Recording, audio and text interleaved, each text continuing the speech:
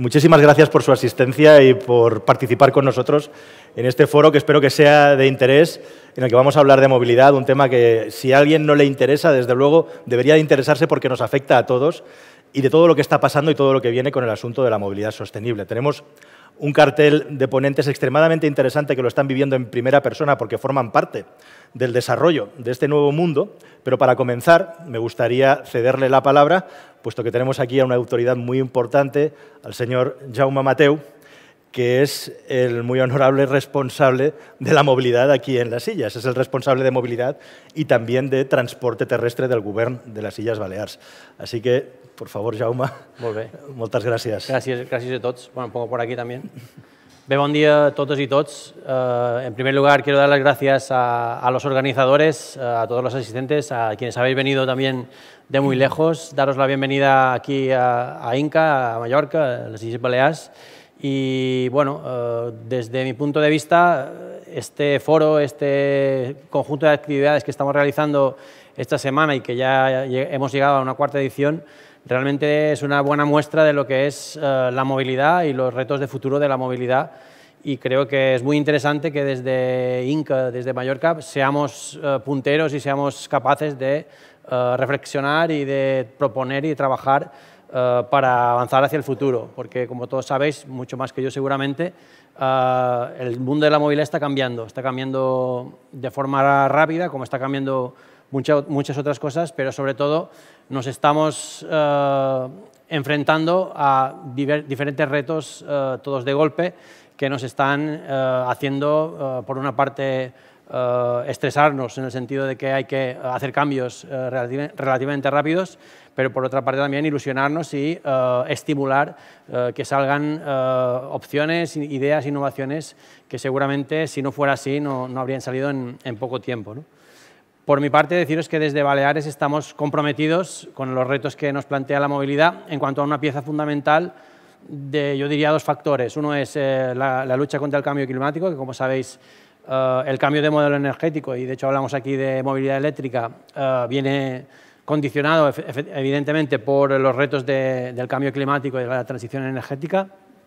Y yo creo que en ese sentido, desde Baleares estamos haciendo pasos muy interesantes que incluso son observados por el resto de Europa y del mundo como pasos, diríamos, en la buena dirección en cuanto a la descarbonización y a la movilidad eléctrica, ¿no? Y en este sentido, poner el valor en el trabajo de Joan y de su equipo y de los organizadores en cuanto a ser pioneros en plantear según qué tipo de propuestas, ¿no?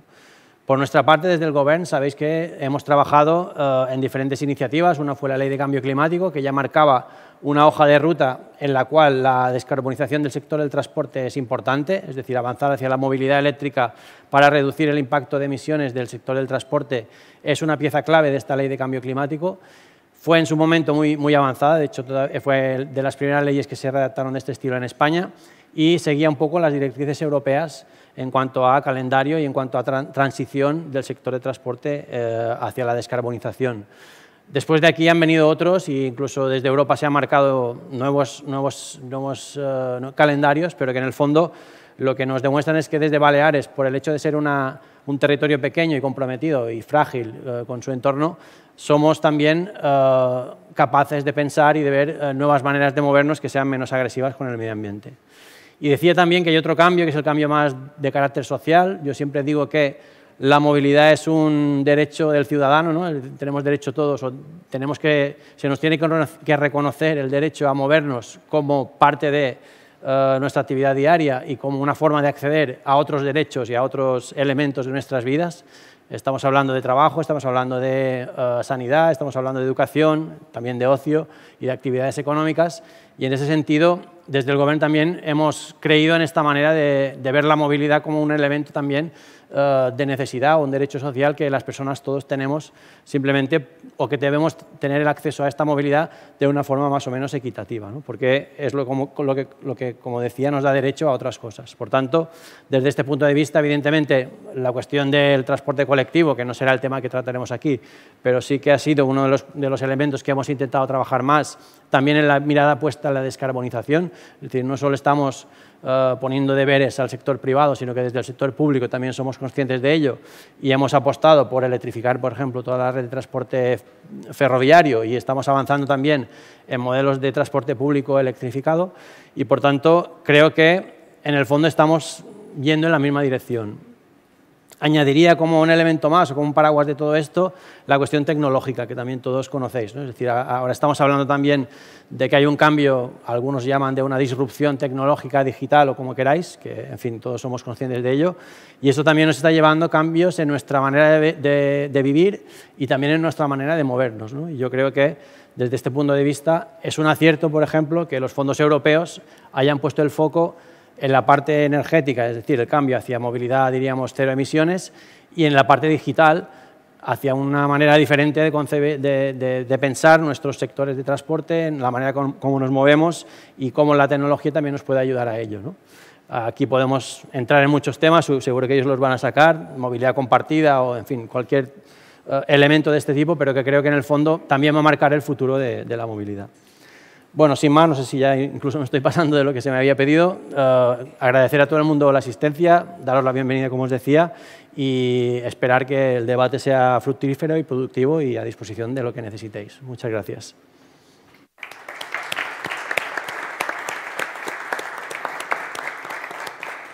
Pues muchas gracias, señor Jaume Mateu. Bueno, me vais a permitir que os dé la espalda de vez en cuando.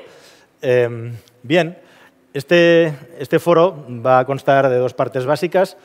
Vamos a tener una pequeña charrada, podríamos decir, una pequeña intro que os voy a hacer. Ya sabéis que si por algo me caracterizo es porque no me falta carrete a la hora de hablar, pero espero que lo que os cuente sea interesante y a continuación vamos a tener una segunda parte que yo creo que es lo potente y lo interesante, que es que entre todos podamos analizar cuáles son estos retos, qué es lo que se está haciendo, qué es lo que falta y, bueno, pues en definitiva que salgamos de aquí con algunas ideas claras y sobre todo que aprendamos algo entre todos, ¿no? Yo, para empezar, me gustaría lanzaros una pregunta. No sé si habéis viajado mucho en los últimos tiempos, si os habéis movido por otras ciudades, dentro de España y también fuera, incluso en la mismísima península ibérica. Y si os fijáis en lo que veis en vuestro entorno, bueno, no hace falta irse muy lejos. Aquí mismo, en vuestra tierra, yo me he sorprendido mucho porque lo sabía de oídas, pero no lo he contrastado hasta que he llegado aquí, que es el asunto de todos estos cargadores, puntos de carga eléctricos municipales que se están poniendo, que se han puesto, ¿no?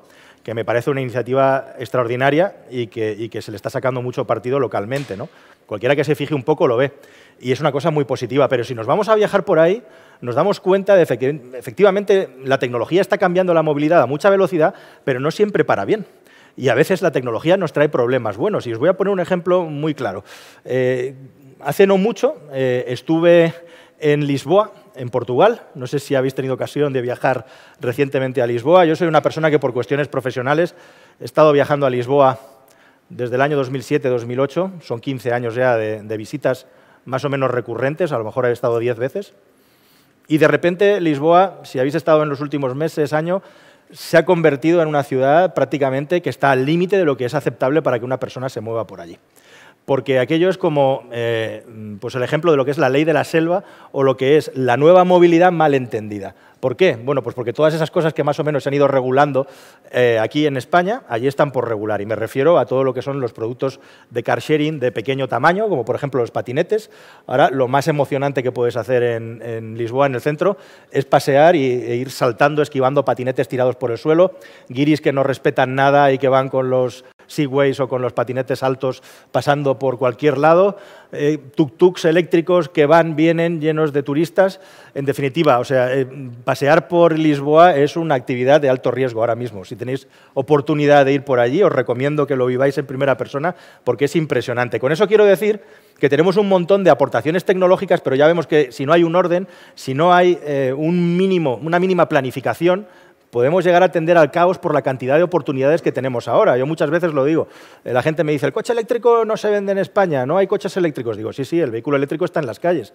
Vete a Barcelona y date una vuelta por allí y verás la cantidad de patinetes que hay circulando para arriba y para abajo. Es un medio de locomoción eléctrica también, ¿no? Que es una unidad, la mínima unidad de movilidad que hay hoy en día es un patinete.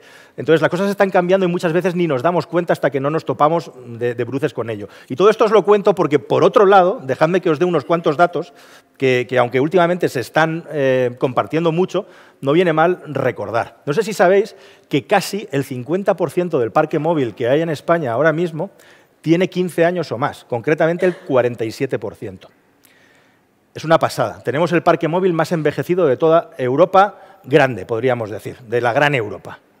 Por otro lado, igualmente también, si nos vamos ya por las etiquetas y miramos las etiquetas B o los vehículos que no tienen etiqueta, nos encontramos que el 65% del parque móvil es el que cumple esta característica. O sea, tenemos casi 12,5 millones de coches circulando por las carreteras con etiqueta B o sin etiqueta. Y al mismo tiempo estamos hablando de crear algo que emana de la normativa de la Unión Europea, que viene desde hace bastante tiempo, que es la norma de la calidad del aire, que viene del año 2008 para empezar, como comentaba Jaume, luego ha ido evolucionando y añadiéndose cosas, y España ha hecho su propia interpretación muy ambiciosa, porque en nuestro país no solamente queremos que se mejore la calidad del aire de las ciudades, sino también queremos reducir las emisiones de CO2, que esto es una cosa que se confunde muchísimo. Una cosa son las emisiones de gases atmosféricos que generan o son precursores del calentamiento global, y otra cosa son los gases tóxicos que emanan de los tubos de escape en las grandes concentraciones urbanas, que son perniciosos para la salud. Y entonces una cosa y la otra a veces no van tan unidas, otras sí, pero la cuestión es que lo que se quiere es mejorar la calidad del aire y de paso reducir las emisiones. En un contexto, como estamos hablando, en el que tenemos un parque móvil más envejecido que nunca y en el que, bueno, pues ciertas incertidumbres que hay sobre qué tecnología comprar, aparte de otros fenómenos como el aumento del coste del precio de los automóviles, si me compro ahora un vehículo electrificado o si me espero y retengo unos añitos y ya el paso lo doy definitivamente al vehículo eléctrico.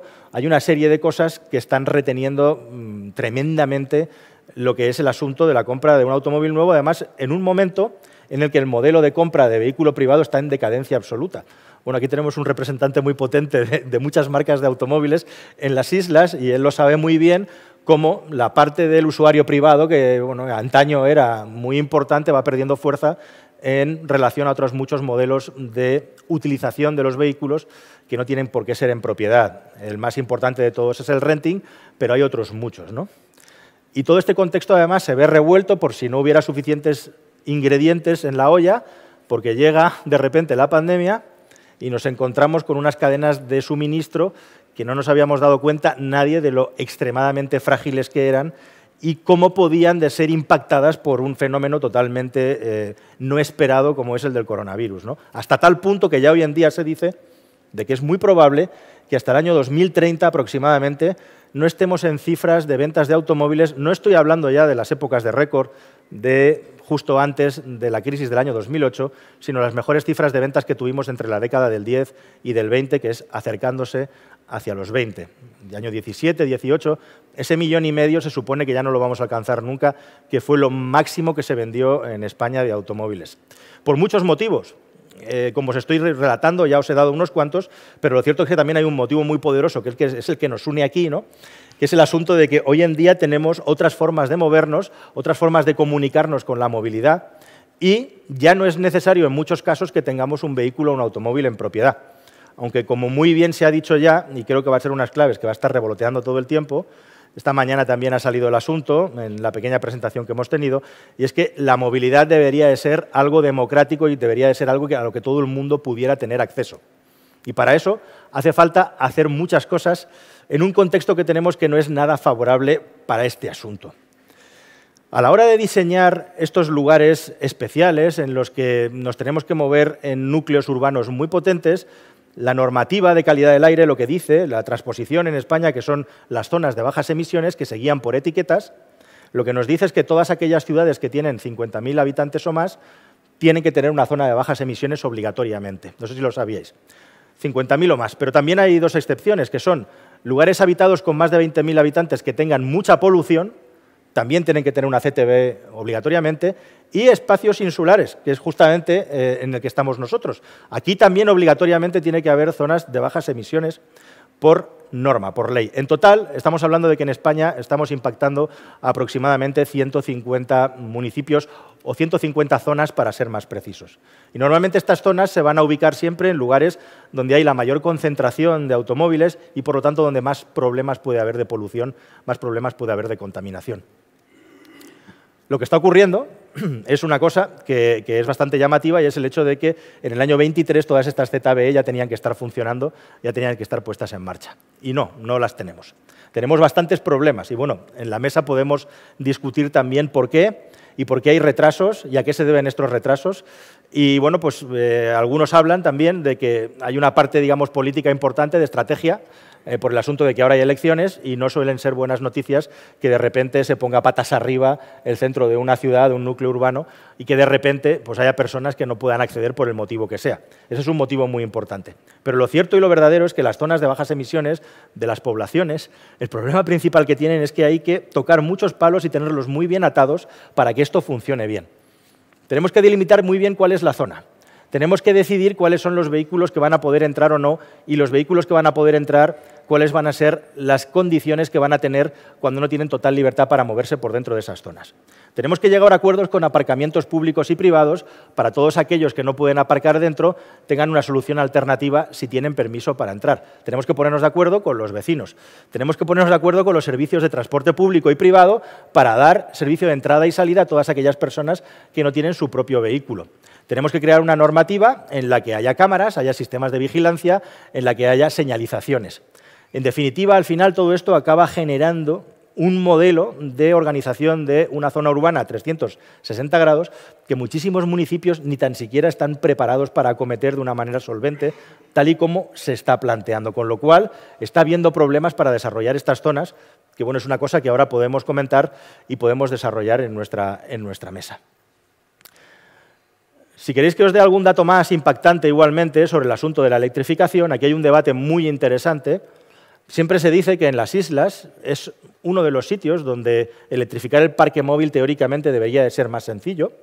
Además, en islas que no tienen unas orografías especialmente complicadas. Bueno, yo no soy un especialista en la orografía de Mallorca, pero sí que es verdad que hay unas zonas claramente montañosas delimitadas y luego hay otras muchas zonas, la mayor parte del territorio, ¿no?, que es esencialmente llano. Si no estoy diciendo lo correcto, por favor, corregidme. Entonces, es muy curioso e interesante, por ejemplo, yo hablaba con taxistas de las Islas Canarias y allí tienen auténticos problemas con el vehículo eléctrico, por ejemplo, en Tenerife, porque pensarás, jolín, en una isla no hay grandes distancias. Bueno, ojo, que a lo mejor los taxistas tienen un aeropuerto en un lugar en el que tienen que recorrer 60 kilómetros para llegar a las zonas turísticas y luego volver, y resulta que la vuelta, en Tenerife, por ejemplo, es una cuesta arriba que parece que alguien ha diseñado específicamente para fastidiar a todos los conductores de vehículos eléctricos porque te puedes dejar ahí un buen bocado de la batería. Entonces, eso de que las islas son lugares idílicos o ideales para el automóvil eléctrico, pues sí, pero depende. Lo que sí que es cierto, efectivamente, es que por el tipo de territorio que tenemos aquí, aumentar la densidad de puntos de carga es más sencillo que en otras muchas regiones en las que hay que ir mucho más lejos, dentro de una península ibérica que tenemos larga y ancha. Este es un grandísimo candidato, las Islas Baleares y concretamente Mallorca, a ser un buen laboratorio de desarrollo de la movilidad eléctrica. Y creo que así se está entendiendo y creo que además, sinceramente, de lo mucho o poco que me haya podido informar, se está acelerando mucho el proceso y el desarrollo y efectivamente ahora mismo hay una posición de liderazgo en esta zona si lo comparamos con otras muchas zonas del país. Pero hay otra cosa también muy interesante en las islas, yo creo que está vinculada con el asunto del turismo, y es que precisamente el grandísimo problema que tenemos en la península es la tasa de renovación de los automóviles. Y bueno, yo tengo muchas ganas de preguntarte, Josep María, porque hoy en día un automóvil que ha llegado a un ciclo de uso en el que va a pasar una revisión y va a volverse a vender, pues es todo un reto que se pueda retener aquí dentro de las islas y que no salga. O sea, esto está lleno de vehículos rentacar, esto está absolutamente poblado de coches que se utilizan de una manera temporal y justamente esos automóviles que hay en la zona, en la región, son automóviles perfectos para que personas que buscaran un automóvil en propiedad de segunda mano pudieran acceder a él sin que se acabaran marchando a otros países europeos donde se venden a mejor precio, ¿no?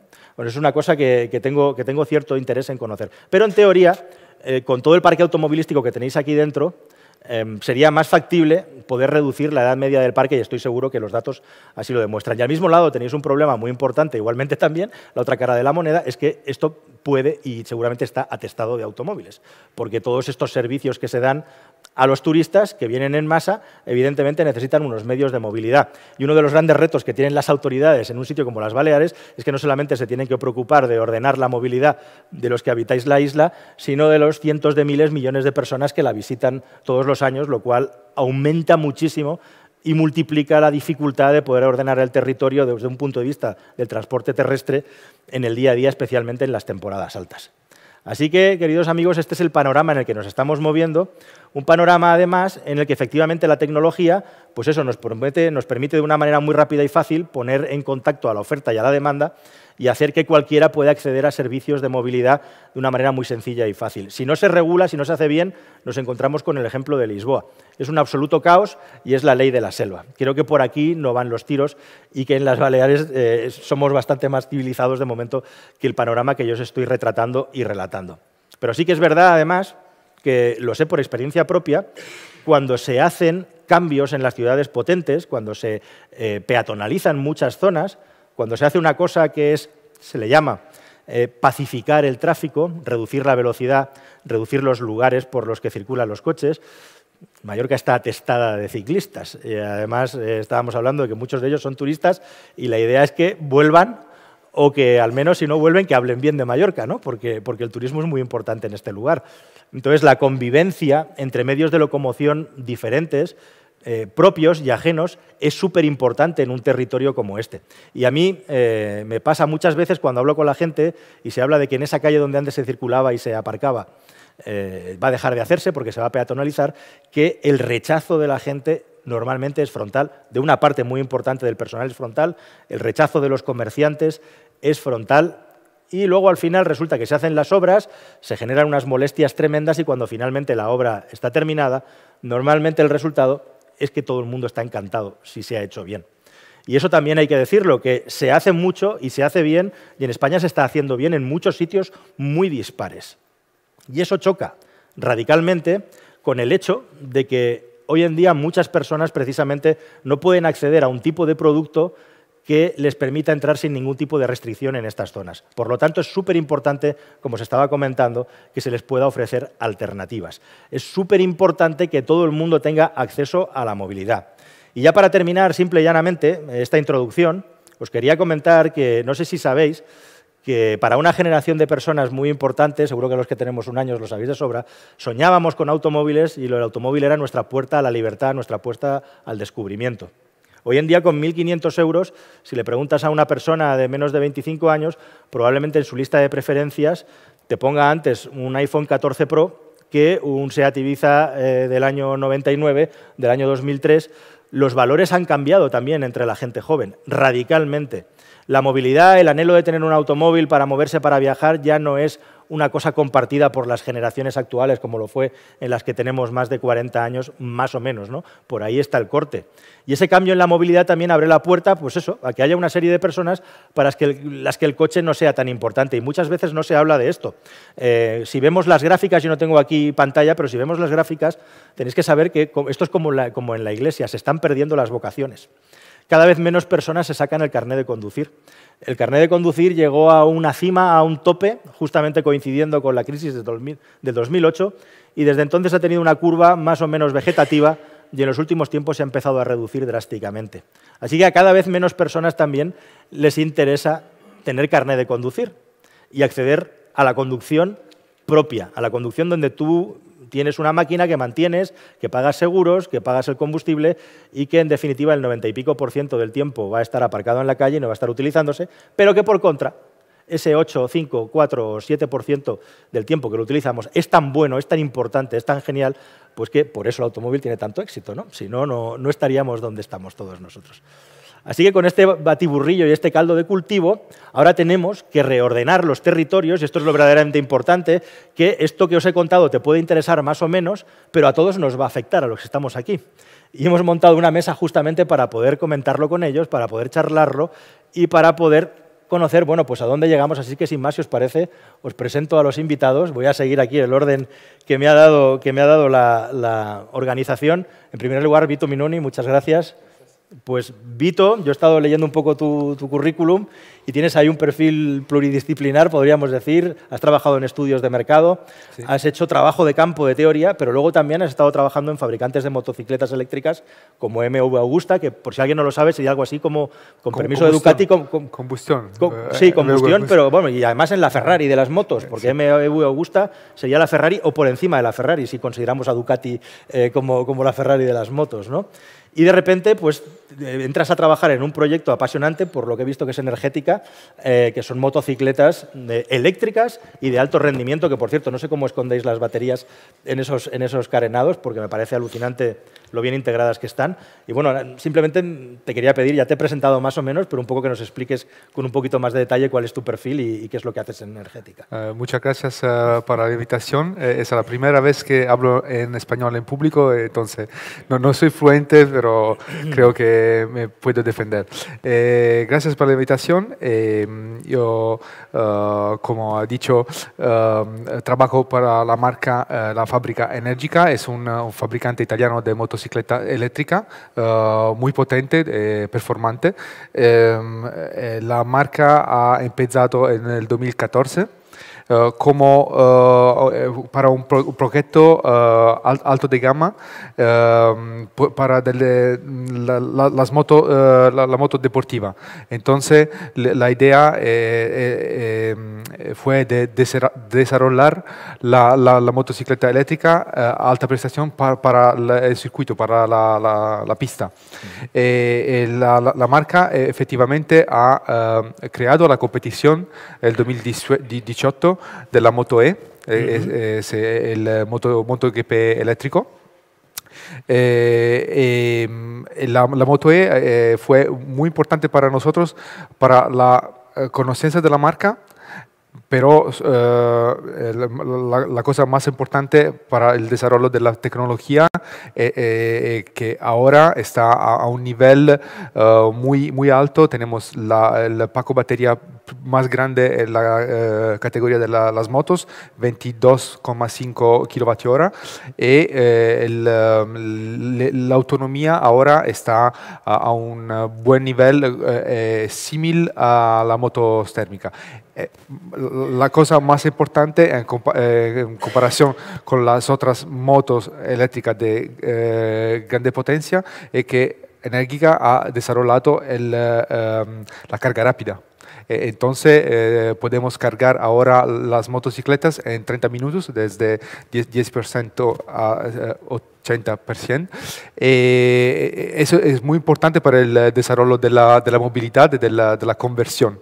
Bien, bien, bien. Bueno, te preguntaremos por tecnología para que os hagáis una idea. Os voy a dar una primicia. Yo me he comprado un Smart eléctrico hace poquito, ya si me seguís por YouTube sabréis por qué, pero tiene menos batería que la moto con más batería, tiene 20 kilovatios hora, o sea que es una pasada que en una moto meter 20 kilovatios hora. Ya te preguntaremos por cosas de tecnología, porque entre otras cosas, las cosas que estos señores desarrollan son las que acaban manando al final en el gran producto, o sea, es un poco el laboratorio, ¿no?, de luego el producto que acaba en la calle, sea más caro, más barato, más precario desde un punto de vista de la estructura del producto o más complejo, ¿no?, que es Fernando Estela. Muchas gracias por estar con nosotros. A lo que se dedica tu empresa Moteco. Moteco es una referencia, según tengo entendido, aquí en Mallorca, apasionados también de las dos ruedas.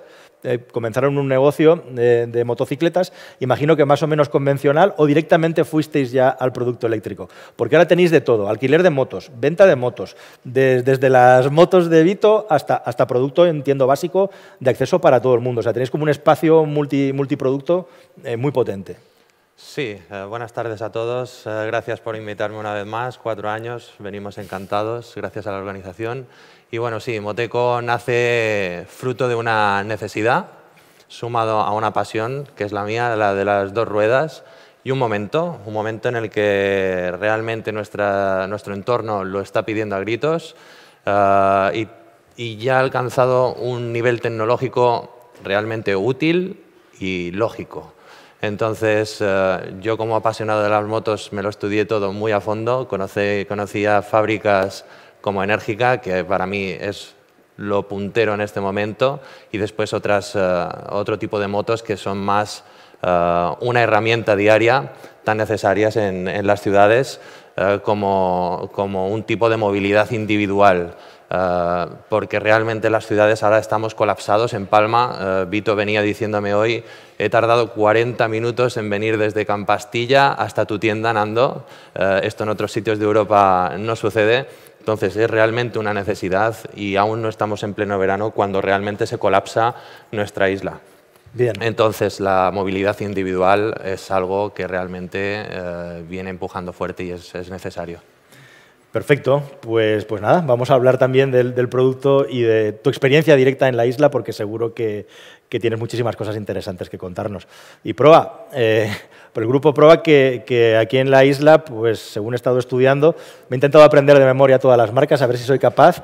Tenéis Hyundai, tenéis el grupo Dacia Renault, tenéis Land Rover, me ha parecido ver que tenéis también Ineos ahora, o que ibais a empezar con Ineos, no sé si lo sabéis, pero es una especie de Land Rover 2.0, que el Ineos Grenadier, y alguna marca, BMW Mini también, sí. Efectivamente. En definitiva, tenéis un surtido de representación de marcas muy potentes, cada una con su hoja de ruta y con su desarrollo. Y que, bueno, pues imagino, en fin, ¿qué te puedo contar sobre el mundo de los concesionarios, lo que está pasando hoy en día, la revolución que está habiendo? Desde luego, en vuestra casa no os aburrís actualmente. Bueno, yo lo primero también agradecer a la organización que nos haya invitado y a mí como representante de nuestro grupo poder estar aquí y compartir nuestras inquietudes. Sí, bueno, yo creo que el sector de automoción, que hoy en día está tan de moda por diferentes motivos, pues todos los fabricantes están avanzando a marchas forzadas por la ley de transición ecológica para poder adaptarse a la normativa y en ese horizonte que ya se salió el mes pasado, del 2035, pues pasar de los coches de combustión a los coches eléctricos. Pero si me permites, y a nivel de anécdota y para dar un dato, nosotros... Yo creo que enfocamos la solución de la movilidad a la electrificación del parque, ¿no? Y bueno, yo creo que esa es una de las soluciones en cuanto a sostenibilidad o eficiencia, pero como anécdota, pues no sé, yo he salido a las 5 del polígono de Palma, he tardado 1 hora en llegar aquí a Inca, hay una saturación debido a un crecimiento de la población de los últimos 10 años, que creo que es la comunidad autónoma, y corrígeme, Jaume, si no es así, que más ha crecido en toda España. Entonces nosotros, claro, tenemos un problema, digamos, de hábitos de movilidad que me imagino que a nivel de usuarios, tanto desde las empresas públicas, los usuarios finales, como las empresas privadas, pues tendremos que cambiar para que esto sea sostenible y tenga un futuro un poquito diferente al que tenemos ahora. Al final estamos en una isla, quizás Jaume, tú puedes dar el dato, pero me venían comentando cuando veníamos de taxi del aeropuerto, algo así como 500.000 más de habitantes en la isla en aproximadamente 20-25 años. Es así el dato, ¿no?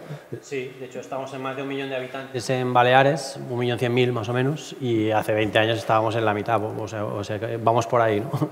Es verdad que somos una región, lo que nosotros llamamos de la España llenada, ¿no? Y está en contraste con la España vaciada, y además nos llenamos muy rápido, no solo con residentes permanentes, porque mucha gente por el dinamismo económico que tenemos viene a trabajar aquí, sino también por la parte evidentemente turística, que es muy, muy potente, y luego la parte residencial, diríamos, no sé cómo decirlo, temporal si queréis, o sea, mucha gente de Europa que viene a vivir aquí, pero realmente trabaja en su país de origen, y que también es un fenómeno que se nos está acumulando últimamente, ¿no? Y está claro que el territorio es limitado, entonces si hay más gente, se quiere mover igual que antes, pues aquí está, ¿no?, el resultado, ¿no?, que tenemos esta situación. En el fondo es un tema que evidentemente no solo es electrificación, porque si cambiamos un coche de combustión por un coche eléctrico directamente, el problema será igual. El mismo problema. Entonces hay que cambiar también los hábitos de movilidad, diría yo, ¿no? O innovar un poco en cómo nos movemos de otra manera.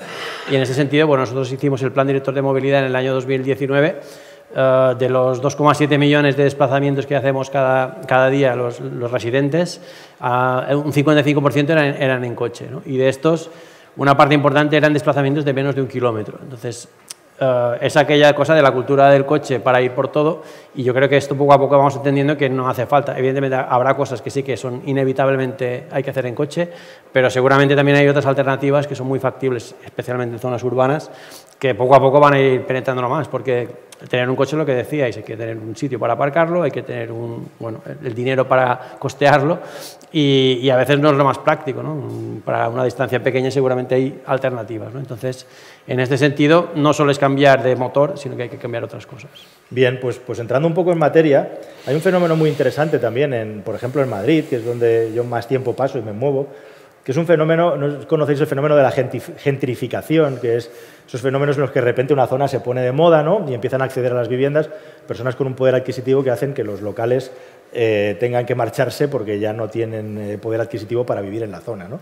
Y en Madrid está pasando algo parecido con el tema del automóvil. O sea, hay una gentrificación del automóvil en el sentido de que de repente por círculos concéntricos, cada vez más zonas son de pago, son zonas en las que las personas que van a trabajar ese día, al no poderse permitir un vehículo que pueda estar aparcado todo el día en ese lugar, tienen que marcharse un poquito más lejos a aparcar, con lo cual aparcan en un sitio que no es de pago, en el que los locales dejan de tener sitio para aparcar. ¿Qué es lo que sucede? Pues que la gente que normalmente aparca en ese lugar se tiene que ir más lejos, con lo cual lo que se va haciendo es ir desplazando el problema cada vez más hacia afuera, mientras dentro cada vez es más problemático poder estar por una serie de cambios en la normativa y en la regulación. Yo, para empezar, os quería preguntar si desde vuestro punto de vista, desde vuestra visión, creéis que estas limitaciones a la hora de circular en el tráfico, a la hora de, digamos, relacionarlas con las que viven con las personas en ese lugar, con la normativa que tenemos ahora, en la que estamos trabajando por etiquetas y en las que estamos, digamos que, favoreciendo un tipo de etiqueta frente a otro tipo de etiqueta, para la realidad que vivimos aquí, ¿pensáis que es apropiado? ¿O a vosotros os gustaría que esta normativa, así por irlo centrando, tenéis alguna idea, alguna aportación o algo que os gustaría que cambiara para intentar, digamos, de alguna manera que todo el mundo pudiera tener acceso cuando lo necesitara, pero que no abusara de todos estos espacios? No sé si podéis aportar alguna idea, alguna visión. ¿Os parecen bien las ZBE en general? ¿Estáis de acuerdo? ¿Creéis que se están planteando correctamente? Sí, Víctor, para si mí, quieres.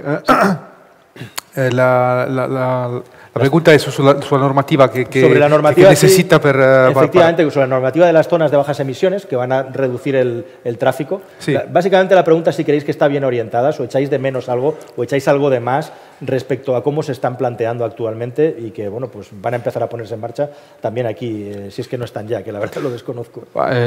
Yo en Energica sigo una área muy grande, sí. El sur de Europa, Escandinavia, Francia, Medio Oriente y Asia. Entonces yo tengo la posibilidad de ver, o un privilegio de ver lo que pasa en más países en el mundo. Lo que yo puedo decir es que no tenemos que inventar la rueda, porque las soluciones soy siempre muy fácil y soy siempre los mismos. Entonces, se puede penalizar el motor a combustión, o se puede ayudar el motor eléctrico. Por ejemplo, en Francia, en París, el mercado ha cambiado desde septiembre de 2022. ¿Por qué? Porque la Municipalidad de París ha dicho que las dos ruedas térmicas voy a pagar el parking. Cada día. Entonces, piensa a cuánta gente utiliza los scooters o la moto en la ciudad de París térmica, que desde septiembre de 2022 voy a pagar 35 euros para día para el parking, solo el parking. Entonces, gracias a eso, la sensibilidad para el eléctrico ha cambiado de una manera enorme, y el concesionario que tengo en París ha creado una división especializada para el eléctrico, porque tengo un concesionario que es térmico y eléctrico, pero ahora él ha dicho el térmico no se puede vender nada más.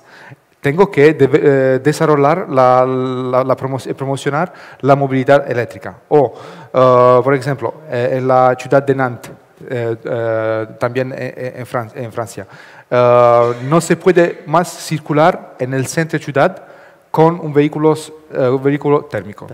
Entonces, el concesionario que tengo ahí ha fatto un golpe de venta, porque la regulación è cambiata.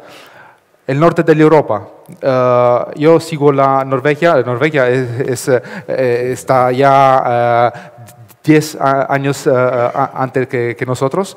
El año pasado, 83% de inmatriculación de coche solo eléctrico. solo eléctrico. Entonces, el ban, los stop al motor endotérmico, ahí está ya en la realidad. ¿Qué hacen en Norvegia? Ellos tasación sul motor a combustión y al mismo tiempo un soporte para ayudar el motor térmico. Entonces, si en el 2018 yo estuve en MV, una MV F4 y una Ego tienen lo mismo precio. Cuando ha cambiado la tasación, la MV costa ahí y la Ego ahí, así. ¿Qué tú prefieres? Es normal. Sí, sí. Entonces, la Dinamarca también. Entonces, están muchas cosas que se pueden prender como ejemplo de los países de Europa, pero también en el Medio Oriente tienen sensibilidad por eso. Bueno, se puede hablar mucho. Hoy precisamente acabo de publicar un vídeo sobre esto. A la hora de dar subvenciones hay dos formas de hacerlo y normalmente por nuestras latitudes se nos olvida la segunda forma. La forma número uno es dar dinero para algo. Aquí nos dan dinero y nos lo dan tarde, que es uno de los problemas, y luego además tenemos que pasar por la caja registradora de Hacienda. En fin, es bastante más complejo cuando, por ejemplo, en Francia el dinero te lo dan en el concesionario, que es una cosa que los fabricantes están pidiendo como agua de mayo, ¿no? Y eso favorecería muchísimo la compra de automóviles. Pero hay otra manera de dar subvenciones, que no conocemos tanto aquí, que es quitarte impuestos. Y eso es precisamente lo que se ha hecho en Noruega. En Noruega lo han hecho de tal manera que es que lo tonto es comprarse un automóvil de combustión, o lo era. Bueno, ahora ha cambiado un poquito, pero lo que han hecho es que sea mucho más accesible comprar un vehículo eléctrico que uno de combustión a base de darte beneficios y quitar impuestos. Es la manera B de hacerlo, ¿no? Pero bueno, volviendo al tema, aterrizando, zonas de bajas emisiones, yo te quería hacer una pregunta un poco, quizá con unas curvas, pero Fer, tú eres una persona que... por eso, te gustan las curvas y además tienes una tienda de motos y tú hablas de tú a tú con la gente.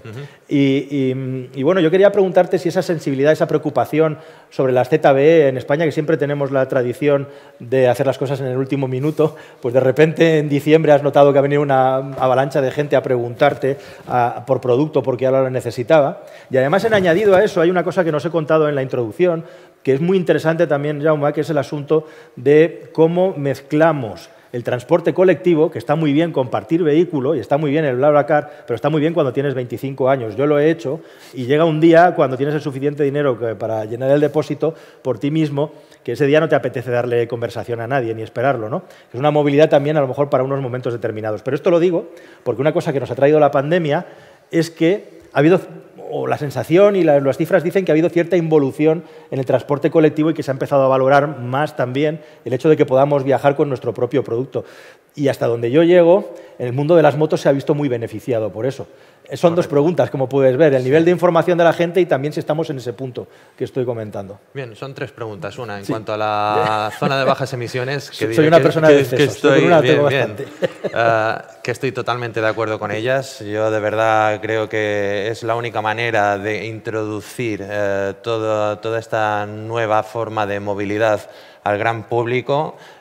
Es una oportunidad que tenemos, tanto la parte pública como la parte privada, de generar una confianza en que realmente puede funcionar, pero eso conlleva una serie de condiciones, de compromisos. Especialmente, creo que la parte pública puede ayudar mucho en cuanto a incentivos. Hay un punto que tú has tocado que me parece realmente clave y súper importante, que es la vida útil de nuestro parque público en España. Nosotros estamos incentivando mucho en este momento la compra del vehículo, pero creo que una parte que se está haciendo en este momento, pero que es mínima y que tiene que crecer muchísimo más respecto a lo que lo está haciendo ahora, es el achatarramiento del parque móvil más antiguo de 10 años. ¿Qué pasa? Que nos vemos, las empresas privadas que nos dedicamos a esto, que nosotros vemos mucho interés en el gran público en acceder a toda esta nueva tecnología, pero se ven en la complicación de que ¿qué hago con mi vehículo? Es viejo, lo quiero cambiar, pero hasta que no lo venda yo no me compro otro. Entonces, una gran manera de ayudar al gran público es incentivar en retirar ese vehículo, que nos interesa a todos, porque al final lo que hacemos es introducir un vehículo más y agravar el problema de ese parque móvil, aparte de que se vuelve cada vez más viejo. Después, punto número 2, las fábricas como Enérgica, que están apostando muy fuerte por el crecimiento tecnológico, que sigan haciéndolo y que aumenten incluso la velocidad, que no solo nos conformemos con 22 kilovatios, sino que vayamos a por los 30 kilovatios, que reduzcamos el consumo y que aumentemos la potencia. O sea, para que la experiencia sea más gratificante para el usuario y realmente le vean lógica al producto que están deseando o utilizando ya. Entonces, creo que es muy necesario, pero tenemos que mejorar muchos aspectos en ese campo. Después me habías preguntado... Nada, te preguntaba por el asunto de si efectivamente habías visto un repunte de interés porque en los medios de comunicación las zonas de bajas emisiones han empezado a aparecer y cuánto, y luego el fenómeno de la pandemia, cómo puede influir en que la gente, digamos, en un momento dado, precisamente renuncie a moverse en un transporte individual, porque aquí ya ni cabemos, por decirlo de alguna manera, ¿no? Por dos motivos, especialmente. Uno, por el que has comentado, de que ya no tienen tanto interés en esa movilidad compartida.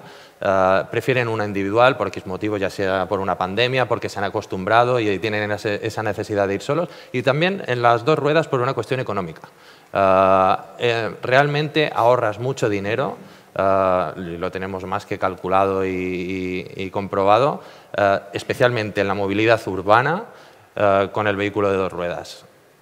Descongestionan las calles. Tus movimientos son mucho más rápidos entre el punto A y el punto B. El vehículo es mucho más barato respecto a otro tipo de transporte. Y encima, todo lo que conlleva el mantenimiento de ese vehículo supone un ahorro importante en el bolsillo de los usuarios. Tiene mucha lógica. También el espacio que ocupas en un parking, otra cosa que es realmente para mí importante, en el parking de un solo vehículo de 4 ruedas, aparcas 6 motos, siendo generoso. Entonces, creo que es muy interesante enfocarnos también, especialmente en zonas de bajas emisiones, que este tipo de vehículo se introduzca al máximo. Perfecto.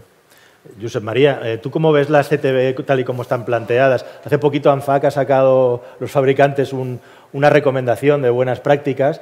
Hay un dato potentísimo, que es que precisamente estos coches de entre 14 y 15 años hacia arriba, que son el 65% del parque, son más del 90% de las emisiones de óxido de nitrógeno que todo el parque automovilístico emite. Estos datos son calentitos que han salido esta semana, con lo cual el hecho de renovar el parque de una manera inteligente parece crucial. Vosotros estáis en eso y entiendo también que para vosotros, que estáis centrados ahora en promover la movilidad eléctrica, pero al final se trata de tener una movilidad multicolor, podríamos decir, para todos los perfiles, ¿no?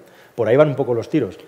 Sí, yo estoy totalmente de acuerdo en las creaciones de las zonas de bajas emisiones. Creo que hay que facilitar y aumentar la calidad de vida de la gente que vive en las ciudades y de las que la quieren visitar. Eso estamos, yo creo que todos totalmente de acuerdo. La forma, esa transición de cómo hacerlo, bueno, ahí es donde puede haber algunas discrepancias desde diferentes sectores. Desde los fabricantes y los distribuidores de coches, lo único que se comenta es ese plazo de tiempo que se ha querido acelerar, e incluso en Baleares más, si es suficiente o no para poder llegar a esa transición del vehículo de combustión al vehículo eléctrico. En mi opinión, yo creo que sí. Creo que todos los fabricantes están, digamos, en una línea de trabajo de acelerar ese cambio y de sacar modelos eléctricos que ya lo están haciendo. Ahora el reto es que esos modelos eléctricos sean accesibles para la mayoría de los usuarios y puedan llegar a estar algún día a los precios que hoy están los vehículos de combustión. Para mí la gran dificultad, y como comentario, en las ciudades está un poco en las trabas que puede haber muchas veces a la hora de tramitar las ayudas o como crítica. Antes te he preguntado si te podía dar un poquito de caña, si me permites. Entonces, voy a aprovechar, ya que... Entonces nosotros, claro, un usuario final de una subvención, pues un MUVES, por ejemplo, tarda de media unos 6 meses en poder recuperarlo. Es decir, tienes que adelantar un dinero, tarda 6 meses en poder recuperarlo. Luego, es verdad que hay ayudas a la compra, por ejemplo, pero no hay ayudas al alquiler. Por ejemplo, los rentacares, que parece que también son uno de los que originan la saturación del parque automovilístico, y realmente es un 10% del parque en época de verano. O sea, aquí hay épocas en invierno donde también hay saturación y no hay todos los turistas en coches de alquiler. Tampoco tienen una serie de ayudas para poder, digamos, fomentar ese uso compartido del coche. Y me imagino que también en las empresas de motos pasa lo mismo. Es decir, yo creo que aquí hay declaraciones de buenas intenciones, todos estaríamos de acuerdo hacia dónde tenemos que ir, la forma de poder hacerlo y la forma, digamos, de acelerar y de que eso realmente llegue al usuario final de una forma ágil y mucho más eficiente que ahora. Ahí creo que eso es lo que nos gustaría que la empresa pública pudiera mejorar y fuera, digamos, se hiciera de mejor forma que lo que está haciendo ahora. Muy interesante. ¿Cómo crees que la gente, aprovechando que estoy aquí a tu lado, cómo crees que llega la gente de informada a nivel de producto eléctrico a los concesionarios? Yo más o menos creo que lo sé, pero tu equipo lo vive de primera mano. Bueno, a ver, normalmente hasta ahora los compradores o el perfil del comprador o del cliente de vehículo eléctrico incluso sabía más que nuestros propios vendedores. Y eran personas que estaban muy informadas. Había pues desde ingenieros que sabían ese producto. Es verdad que hay un desconocimiento de ese producto, o sea, un vehículo eléctrico es muy diferente a un vehículo de combustión, la forma de usarlo, bueno, las prestaciones que te ofrece el vehículo, los consumos en función del tipo de uso. Es un coche muy diferente y peculiar que necesita un asesoramiento y una información bastante más exhaustiva de lo que es un coche de combustión tradicional. O sea, dependiendo de quién es el perfil del usuario, de cómo lo vaya a usar, le puede encajar ese coche o no. Hay personas que no tienen ese perfil de cliente de vehículo eléctrico.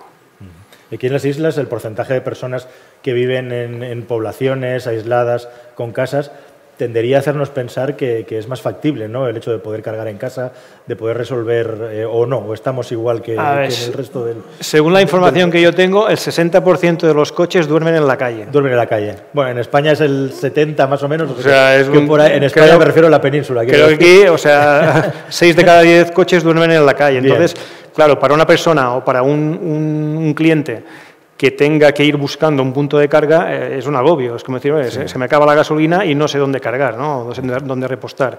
Entonces, eso es uno de los principales motivos o inconvenientes de, oye, pues voy a esperar, ¿no? A ver que haya más infraestructuras, que tenga más facilidad para poder cargar el vehículo.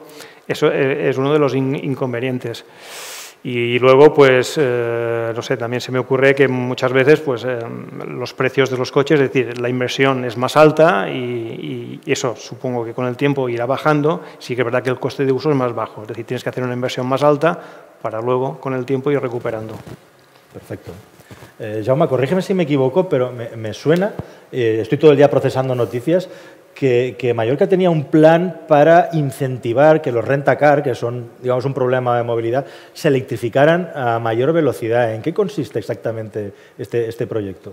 Bien, básicamente la Ley de Cambio Climático, una de las cosas que incluyó es la obligación de que cada año, a partir de su aprobación, tiene que incrementarse el porcentaje de vehículos eléctricos que tienen las empresas de rentacar en su total de flota.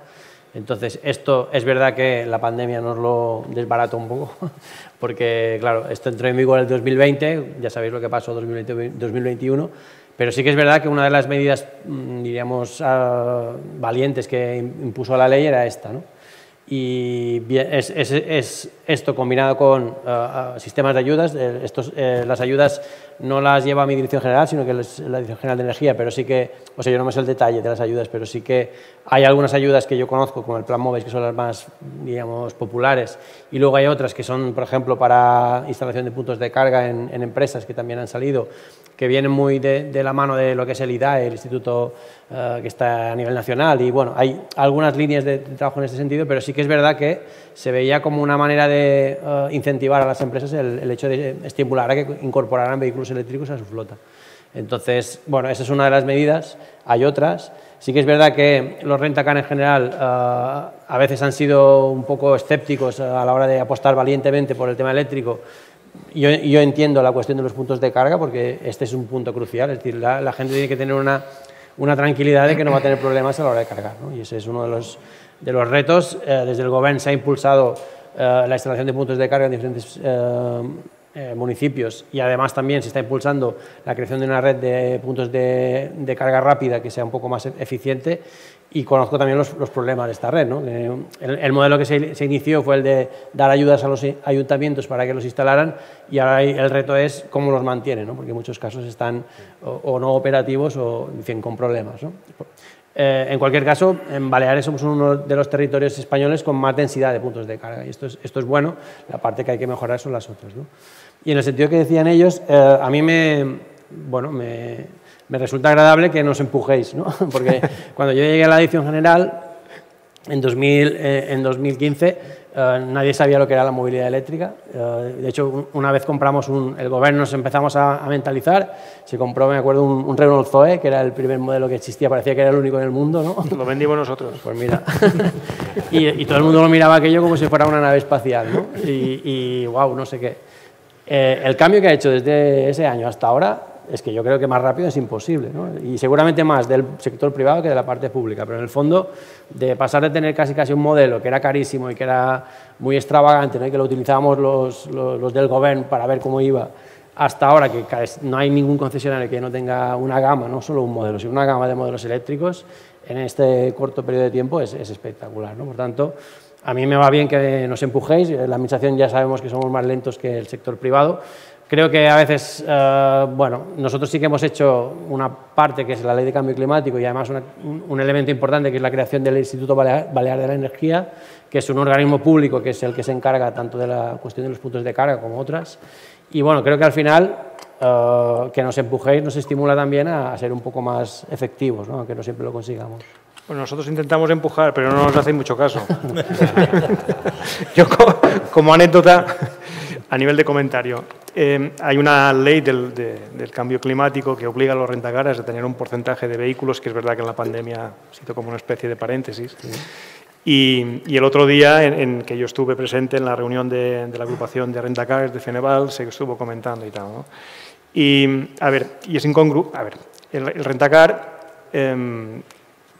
irá cumpliendo con esos requisitos, porque además tiene que cumplirlos por ley, y incorporando flota eléctrica a su flota y cambiando ese modelo y ese mix. Es verdad que hoy en día un turista, alquilar un coche eléctrico es más un problema que no una solución. Es verdad que empieza a haber un pequeño porcentaje de gente que le gustaría probar un vehículo eléctrico estando de vacaciones, digo, bueno, pero tenemos que acelerar esa solución de cargas o de infraestructura de carga para que no sea un problema para un turista. Es decir, que pueda tener esa infraestructura, esté donde esté en la isla, porque si se hospeda en un hotel o en una casa donde no tiene puntos de carga, tiene un problema luego al día siguiente, ¿no? Entonces, ese es un pequeño matiz. Pero luego, para los rentacares, también es incongruente que tengamos que cambiar o tenga que cambiar flota y solamente tengan ayudas para las 50 primeras unidades. Es decir, vamos a ver, nosotros nos obligan a los rentacares, pero solamente hay un cupo limitado hasta 50.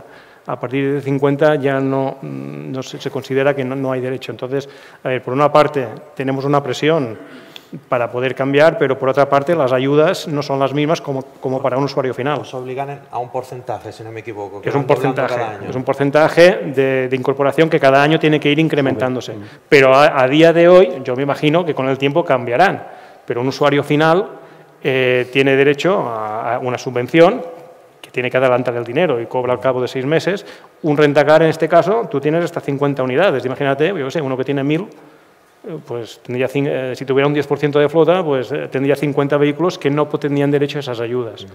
Por una parte. Luego, por otra parte, también nos encontramos que en las infraestructuras que tienen que hacer a nivel operativo, pues bueno, a veces si es una empresa pública, pues esas ayudas para poder hacer centros de transformación, para montar puntos de carga rápida, pues los permisos tardan 2 años en tramitación. Entonces, o sea, no me puedes demandar que tenga una incorporación de flota cuando tú tardas 2 años en tramitar un permiso para que yo pueda poder preparar a nivel operativo y logístico esos vehículos. O sea, hay una especie, digamos, a veces de contrasentido en las leyes que en la aplicación práctica no es factible. Y nosotros lo que pedimos a la administración pública es que cuando se pongan en marcha unas leyes o cuando se diga, bueno, tenemos que hacer esto, lógicamente en la práctica se pueda poder llevar a término, si no, no lo pueden pedir. Hay un dato que es demoledor, que es que actualmente se habla de que tenemos muy pocos puntos de carga en España. Hay 40.000 puntos de carga pendientes de ser instalados y el motivo por el que no están funcionando, no están en marcha, es porque no tienen todos los permisos todavía. Y de hecho es una de las grandes limitaciones que me consta que se está intentando cambiar a toda velocidad para que esto mejore y cambie, ¿no? Porque los puntos de carga de los coches eléctricos o de las motos, al final, son más una cuestión, una red psicológica y de seguridad que de utilización, que también en un sitio tan densamente poblado como Mallorca es absolutamente imprescindible que haya muchos puntos de carga colocados. Pero justamente cuando la gente viaja fuera de España, lo que te viene diciendo es, ostras, veía puntos de carga por todas partes, ¿no? Y entonces cuando alguien ve eso, tiene la sensación de que la movilidad eléctrica es posible, ¿no? Es una cuestión, es un clic mental, o sea que es muy importante como efecto multiplicador. Hablando de efecto multiplicador, yo quería preguntaros, yo no sé, vosotros alquiláis motos, Fer, en Moteco también. Sí. ¿Tenéis por ahí puntos distribuidos? ¿Lo hacéis todo desde vuestro mismo...? No, 2 puntos, en Palma y en Playa de Muro. Perfecto. Y se nota un crecimiento también imagino, con las redes, con Internet, en el interés de alquilar moto para... Somos como una empresa joven, pero el tema de alquiler aún más. El año pasado hicimos un test y realmente vimos un interés por parte del público. Vienen a Mallorca a un paraíso donde tienen ganas de cuidarlo de alguna manera y poner su granito de arena, y una de ellas es moverse con 0 emisiones. Entonces sí, hay un público que demanda este tipo de movilidad. Pero ¿qué pasa? Yo voy a por el tema de los cargadores. Mira, yo soy usuario. Ahora cambiamos el tema. Sí. Soy usuario de vehículos eléctricos. Creo que se ha hecho un gran esfuerzo en la red y densidad de cargadores en las Islas Baleares. Me parece que somos punteros respecto al resto de España, con una gran diferencia, y me encanta que sea así. ¿Qué pasa? Punto número 1, el mantenimiento. Y punto número 2, creo que ya están desactualizados. Creo que las potencias de carga son ridículas respecto a las necesidades de los vehículos que ya tenemos actualmente. Yo tengo una moto que es enérgica, que ya es capaz de cargar a 22 kilovatios y en continua. Eso quiere decir que esa moto se carga del 0 al 80% en 40 minutos, con una autonomía máxima de 420 kilómetros. No tengo necesidad de usar con esa moto un cargador cada 2x3, pero quita mucho miedo el saber que en 20 minutos tengo la mitad de la batería aproximadamente. Entonces, si yo como moto tengo esta necesidad, no me imagino los coches, y rompo una lanza a vuestro favor, de las necesidades que pueden tener. Las potencias mínimas creo que tienen que ser bastante superiores a los 3,6 kilovatios que se están proporcionando ahora, y con suerte 7,4 y muy pocos 22, y todos en alterna. Creo que hoy por hoy, con la densidad que tenemos, a pesar de que tiene que mejorar, yo pondría mucho hincapié en mejorar, en actualizar lo que ya existe, porque de verdad que creo que hace falta para que el usuario tenga una buena experiencia. Aquí me gustaría introducir un tema que, bueno, ya que te tenemos, Jaume, lo tengo que comentar, que es un reto brutal, además, que a mí me interesa mucho, que es cómo las islas se tienen que reconvertir, y se está invirtiendo mucho en muchos planes de renovables, de hidrógeno también, en las Baleares. Y para una isla como Mallorca, dar un servicio de cargadores rápidos con alta potencia distribuido por la isla es una inversión tremenda, o sea, es una digestión muy grande y muy compleja desde un punto de vista tecnológico, ¿no? Me gustaría un poco que nos contaras qué se está haciendo en ese sentido, así como líneas maestras, porque es un tema muy interesante, porque es que es un doble salto, es aumentar la disponibilidad, pero además hacerlo con energía verde, ¿no? No es nada fácil esta ecuación. No. Como os decía, ya os he dicho lo del ZOE, y ahora ya estamos pidiendo puntos de carga de ultra rápidos, ¿no? Y entonces... Rápidos. Ultra no hace falta. Rápidos. Yo os digo que el modelo que se planteó en su momento era el único, diríamos, que teníamos capacidad de desplegar, que era este de las subvenciones de los ayuntamientos, evidentemente con sistemas que estoy totalmente de acuerdo que ya están superados, ¿no? Y eso es así. Ahora vamos a otro modelo, que es el modelo de puntos de carga rápida, donde no tengas que estar toda la noche cargando y tengas puntos en que casi como poner gasolina, ¿no? Te puedas dejar 1 hora el vehículo y ya lo tienes cargado, ¿no? Este es el futuro, yo estoy totalmente de acuerdo. Sí que hay inversión del gobierno en planes de este tipo, sobre todo en el caso de Menorca, por ejemplo, se está haciendo un proyecto muy pionero de intentar ir hacia el modelo todo eléctrico en una isla más pequeña que Mallorca, y una de las partes claves es el tema de los cargadores rápidos, porque ya se ha visto que el modelo de los cargadores del ayuntamiento ya no va, ¿no? Por otra parte, os decía, o sea, la administración empuja también, o sea, legisla para forzar o para ayudar a hacer el cambio, pero evidentemente no lo puede todo. Es decir, siempre la tecnología, siempre el sector privado, en las cuestiones tecnológicas, en lo que sea, en la innovación, siempre va a ir mucho más por delante, ¿no? Entonces, nosotros tenemos que estar muy atentos y recibir de vuestra parte todas estas ideas para poder desarrollarlas. En la cuestión del hidrógeno es un ejemplo de, no sé si me preguntabas específicamente por este tema, ¿no? Sí, bueno, es el último, ¿no? Pero aparte sí. También hay mucha inversión en solar Exacto. y en verdear la generación de electricidad, ¿no? Fijaros que toda esta cosa que empezamos antes diríamos de la pandemia y de la crisis de la guerra con Ucrania, al final nos ha venido bien, porque en el fondo, claro, la dependencia de los fósiles ahora ya se ve que es un hándicap muy fuerte para el desarrollo económico de una región. Por tanto, haber avanzado mucho en la electrificación nos da una ventaja muy potente respecto a otras regiones. Y luego la cuestión de eso, de que intentar producir esa electricidad de forma sostenible, o sea, incluso kilómetro cero, ¿no? Es decir, si tú te puedes producir tu propia electricidad con la que mueves estos vehículos, entonces has cerrado el círculo de una manera brutal, ¿no? Y la parte del hidrógeno y la parte del impulso a las renovables va por ahí, ¿no? El caso del hidrógeno lo conocéis seguramente mucho más que yo.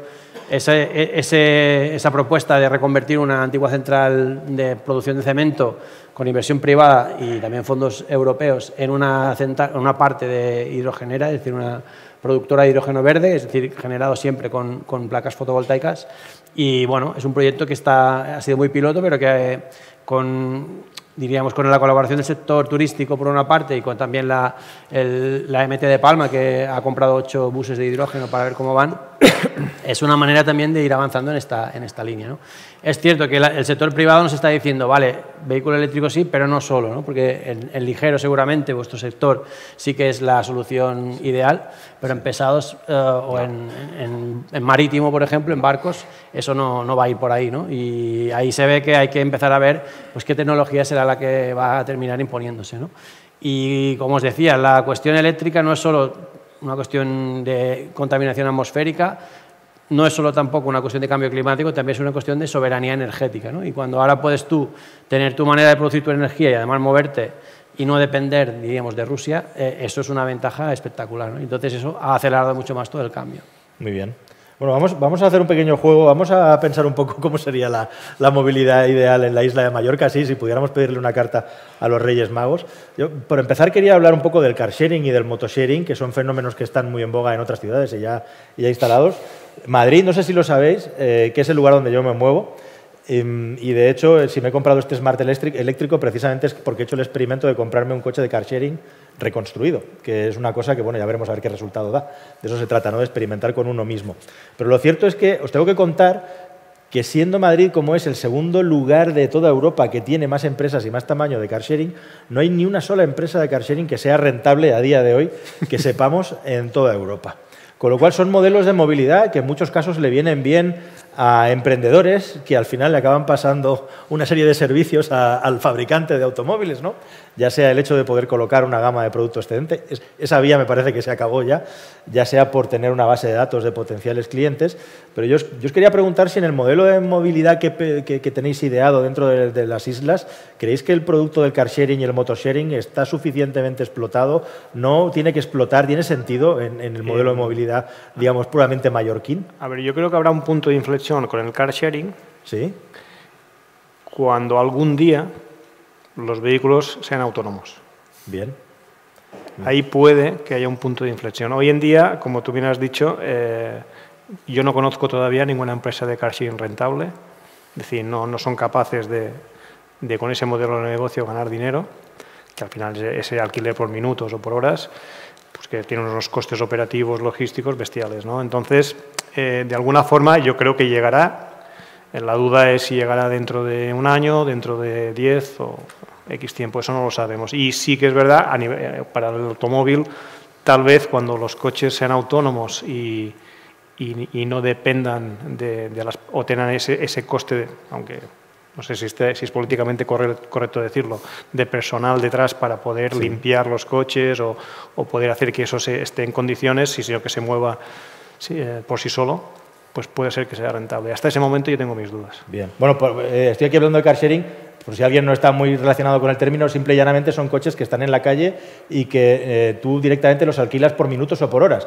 Llegas con tu teléfono móvil, abres el vehículo, con la aplicación dices voy a ir a tal destino, voy a hacer tantos kilómetros, se te aplica una tarifa, llegas al lugar, te marchas del coche, el auto se cierra, están geolocalizados en el GPS y tú puedes localizar cuál es el que tienes más cercano, lo buscas, te subes y claro, en grandes ciudades en las que además empieza a haber restricciones de tráfico, tienen muchísimo éxito. Por ejemplo, en Madrid, ¿no? De hecho, es una de mis pesadillas el car sharing porque siempre están colocados en los puntos de carga de los coches eléctricos cuando yo los necesito, ¿no?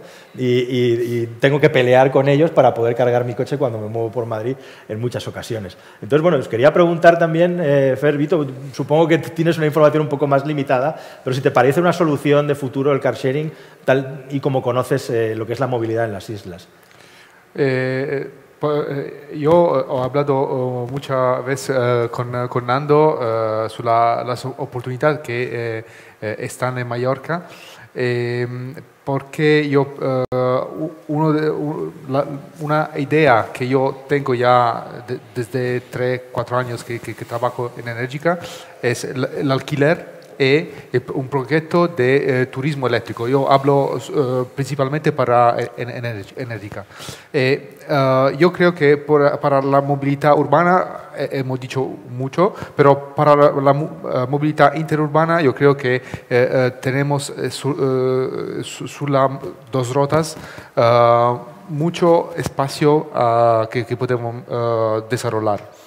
Entonces, yo creo que el alquiler aquí, el sharing, puede ser una declinación del alquiler,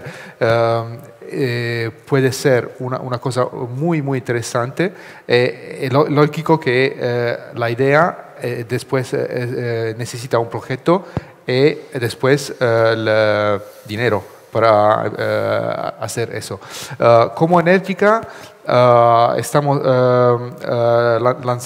presentando el mes que viene el primer proyecto de turismo en moto eléctrica, porque una de las cosas que el motero tradicional dice, pero no puedo hacer un viaje en moto eléctrica porque la autonomía es limitada. No. Ahora, con Energica, podemos demostrar que se puede hacer eso en un grupo de moteros, porque la red de la recarga rápida va a desarrollarse muy rápidamente y estamos lanzando un proyecto de turismo eléctrico en los Alpes en Italia. Entonces, eso es el primer proyecto. Yo espero y creo que aquí en la isla Baleares, pero yo pienso también en el sur de España, en Andalucía. Yo creo que si la red de carga rápida es suficiente, yo creo que tenemos un montón de oportunidades que podemos desarrollar todos juntos. Perfecto, gracias. Y, señor Estela, ¿qué piensas de todo esto? Motosharing, pues vehículo compartido. Me voy a mover un poco. No soy ningún experto al respecto, pero desde luego yo también me he ido informando de las empresas que lo han intentado y sé que todas son un fracaso, que al final el mantenimiento, la logística que necesitas para hacer que eso funcione es brutal y que al final acaban abandonando y no supone un beneficio económico. La idea es buena. Yo creo que es una idea de futuro que va a funcionar. El día que demos con la tecla, creo que realmente funcionará. No sé a nivel empresarial cómo nos puede afectar, a no ser que seamos nosotros los que los vendemos, pero desde luego para mí es el futuro, desde luego, en grandes núcleos urbanos. Yo sí, si me permites, como comentario, al final, claro, un car sharing que a veces tiene que competir también con un servicio público que está subvencionado. Es decir, cualquier usuario que tenga un buen transporte público no va a usar un servicio de car sharing porque ya lo tiene, y más económico. Incluso a veces un taxi es más económico que un servicio de car sharing. Por lo tanto, creo que es un producto que yo sí creo que, porque al final es uso compartido de ese vehículo, tiene que sí o sí funcionar porque las ciudades tendrán que ser con vehículos compartidos porque no van a caber. Pero hacerlo rentable, pues ese es el gran reto de cara a un futuro que no sabemos cómo será. Perfecto. Jaume, aprovechando que te tenemos aquí, ¿cuál sería un poco el retrato robot de la movilidad dentro de la isla? Es decir, hay mucho movimiento entre poblaciones desde la ignorancia de una persona que viene de fuera. Hablamos de carreteras que muchas veces son estrechas, son no muy rápidas, aparte que hay vías rápidas, ¿no? Siempre las islas son como muy intrincadas, velocidades más bien bajas. A priori parece un espacio muy apropiado para el vehículo eléctrico, pero ¿qué retos tiene? Ya no tanto hemos hablado mucho del vehículo en el que nos movemos y nos gusta movernos, sino a nivel de servicio público, de redes de transporte público. ¿Cuáles son las grandes problemáticas que hay que resolver aquí, en este terreno? Bien, yo diría primero que en Mallorca nos movemos mucho, ¿no? Y cada vez más. Antiguamente todos nuestros padres seguramente se iban a vivir al lado de donde trabajaban, ¿no? Y no se movían cada día para ir al trabajo. Y esto ha pasado en toda Europa, pero es verdad que ahora nos movemos mucho. Mucha gente ha salido a vivir fuera de la ciudad de Palma, que es la grande, y entonces cada día hacemos muchos desplazamientos, ¿no? Esto ha comportado no solo por el crecimiento poblacional, sino también por el uso más intensivo de la movilidad, que tenemos una limitación a nivel de red viaria y yo creo que la apuesta fuerte, por una parte, es el transporte público, efectivamente. Como decíais, el transporte público sí que tiene que ser como un poco lo que nos permita mover grandes cantidades de gente en determinados momentos y para determinados recorridos, porque creo que en el fondo también tiene que haber una alternativa para aquella gente que no puede o no tiene coche, ¿no? Y además, de esta manera también quitamos coches de la carretera. Y por otra parte, la segunda cuestión es ver eso, en las zonas urbanas, cómo cambiamos el modelo de movilidad que tenemos, ¿vale? Yo diría, bueno, en la parte de transporte público hemos hecho pasos que creo que son interesantes a nivel de Baleares, porque no teníamos, al menos en Mallorca, una verdadera red de transporte en la isla, ¿no? Había la MT de Palma, había unos buses que llamábamos interurbanos con un funcionamiento más o menos regular, pero ahora sí que se ha dado un cambio en esta red y yo creo que eso ha traído también mucha más gente, mucha demanda, ¿no? Entonces hemos pasado de unos 13 millones de usuarios hace 8 años a los casi 22 del año pasado. Eso que decías de que la gente abandona el transporte público, en Mallorca no ha sido así, pero tiene truco, ¿no? Porque había un cambio y había una mejora de la oferta y eso también ayudaba a atraer más gente.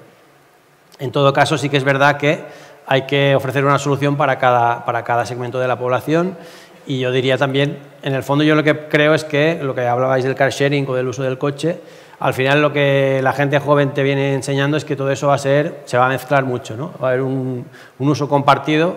Si te vas lejos a lo mejor irás en tren o en bus, pero si te vas a mover por una zona concreta, pues a lo mejor alquilas un coche o una moto o vas en bici, ¿no? Entonces, lo que creo que el futuro, la clave de todo es el compartir, ¿no? La multimodalidad, es decir, poder intercambiar entre diferentes elementos de transporte, como cambias ahora de música con el Spotify, ¿no? Es un poco esta historia. Y yo creo que, bueno, los que tenemos hijos más o menos adolescentes ya lo vemos, ¿no? Nuestros hijos utilizan mucho el transporte público. Cuando sean un poco más mayores seguramente van a alquilar un coche en determinados momentos si lo necesitan y si no, pues no. Y yo conozco ya gente que funciona así, que no tiene coche en propiedad, que lo alquila cuando lo necesita, cuando lo necesita no lo tiene.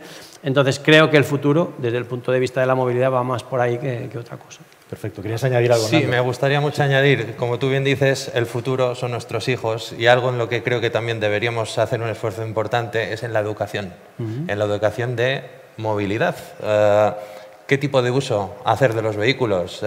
Aprovecharlos al máximo, intentar que nuestras distancias, o sea, comprarte un vehículo eléctrico que es de bajas emisiones, pero irte a trabajar a 200 kilómetros, pongo un ejemplo no real, cada día no tiene ningún sentido ecológico. Entonces, al final, o uso de carriles donde realmente hay una ocupación máxima del vehículo. Ahora habéis puesto uno de camino al aeropuerto. También en la circunvalación de Palma hemos limitado la velocidad máxima a 80 kilómetros por hora. Pero si eres un vehículo eléctrico, ¿por qué tienes que ir a esa velocidad? Pongamos un carril en el que realmente un vehículo eléctrico, si esa vía está homologada para 120 kilómetros por hora, que pueda funcionar a esa velocidad. Son pequeños incentivos. Después también a nuestros hijos en las escuelas educarlos un poquito en ese respecto. ¿Por qué un vehículo eléctrico o de bajas emisiones? ¿Qué tipo de uso hacer de todo esto de nuestras ciudades? Es algo en lo que siempre nos olvidamos, pero yo cuando hablo con mis hijos les intento explicar y veo que no se hace el esfuerzo que considero que sería necesario en este momento. En este sentido sí que es verdad que la educación, o sea, mis hijos, por ejemplo, tienen más conciencia en según qué temas que yo y te enseñan más ellos a ti que no al revés, ¿no? Pues tendría que ser al revés. Igual que lo digital, ¿no? Y tú al final vas a pedir, oye, ¿cómo se hace esto? ¿No? En el móvil y te lo enseñan. Lo que te diré, bueno, la parte de la limitación de vía de cintura no es solo una cuestión, diríamos, ambiental, también es una cuestión de seguridad vial. Y aquí, bueno, es verdad que es un tema polémico, pero en el fondo el modelo sueco, diríamos, de visión cero muertos en carretera va un poco por ahí, ¿no? Es bajar las velocidades para que si hay accidentes no sean tan graves, ¿no?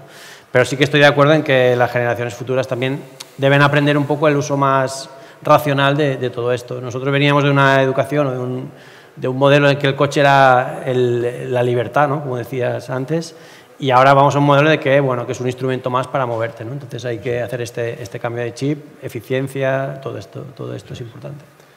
Estamos afrontando, me gustaría dirigirme a vosotros, a la audiencia, estamos afrontando, nos queda un poquito, pero esto no estaba previsto, pero llegados a este punto, os quería preguntar si tenéis alguna pregunta, algún comentario, si queréis participar o incluso proponernos cosas de las que hablar antes de que se termine el debate y que no se quede ningún tema por tratar que a alguno de vosotros os haya parecido. Aquí por aquí ya hay alguien que quiere comentar algo, o sea que genial. Vamos a aprovechar, creo que van a traer un micro y así lo escuchamos todos. Muchas gracias por acercarnos el micro.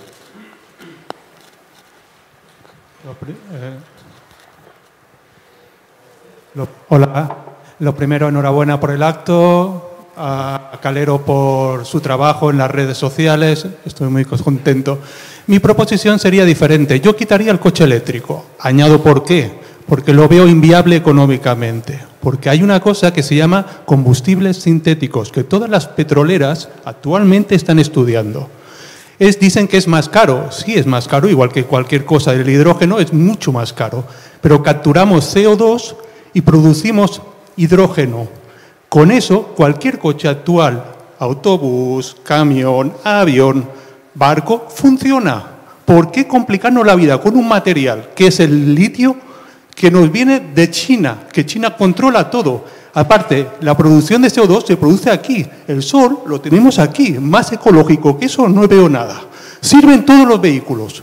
¿Por qué vamos a coger otro camino? Me parece absurdo. Y una cosa para el responsable de movilidad.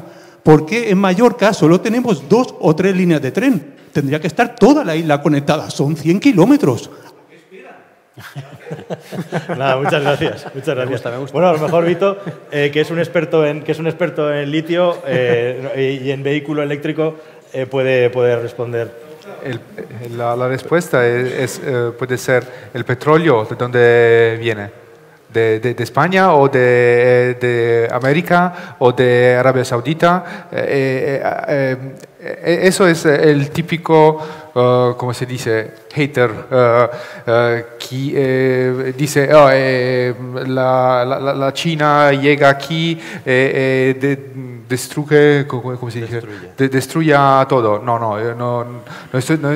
No soy de acuerdo con eso porque el litio, no lo digo yo, me lo digo un montón de científicos, ¿sí? Que se puede reciclar, se puede adaptar a un diferente utilizo después que se ha utilizado en la batería de los coches de la moto. Pero una cosa es importante, el tema de la educación, porque la educación no tiene que ser solo de la parte pública.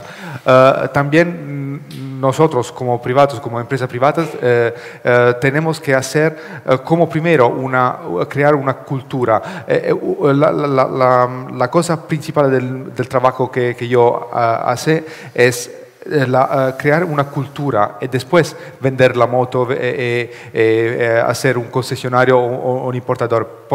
Porque yo no sé si cualquier entre el público ha comprado un coche eléctrico. Cuando un cliente va en la concesionaria, moto o auto, puede ser que el vendedor no sea preparado para la respuesta.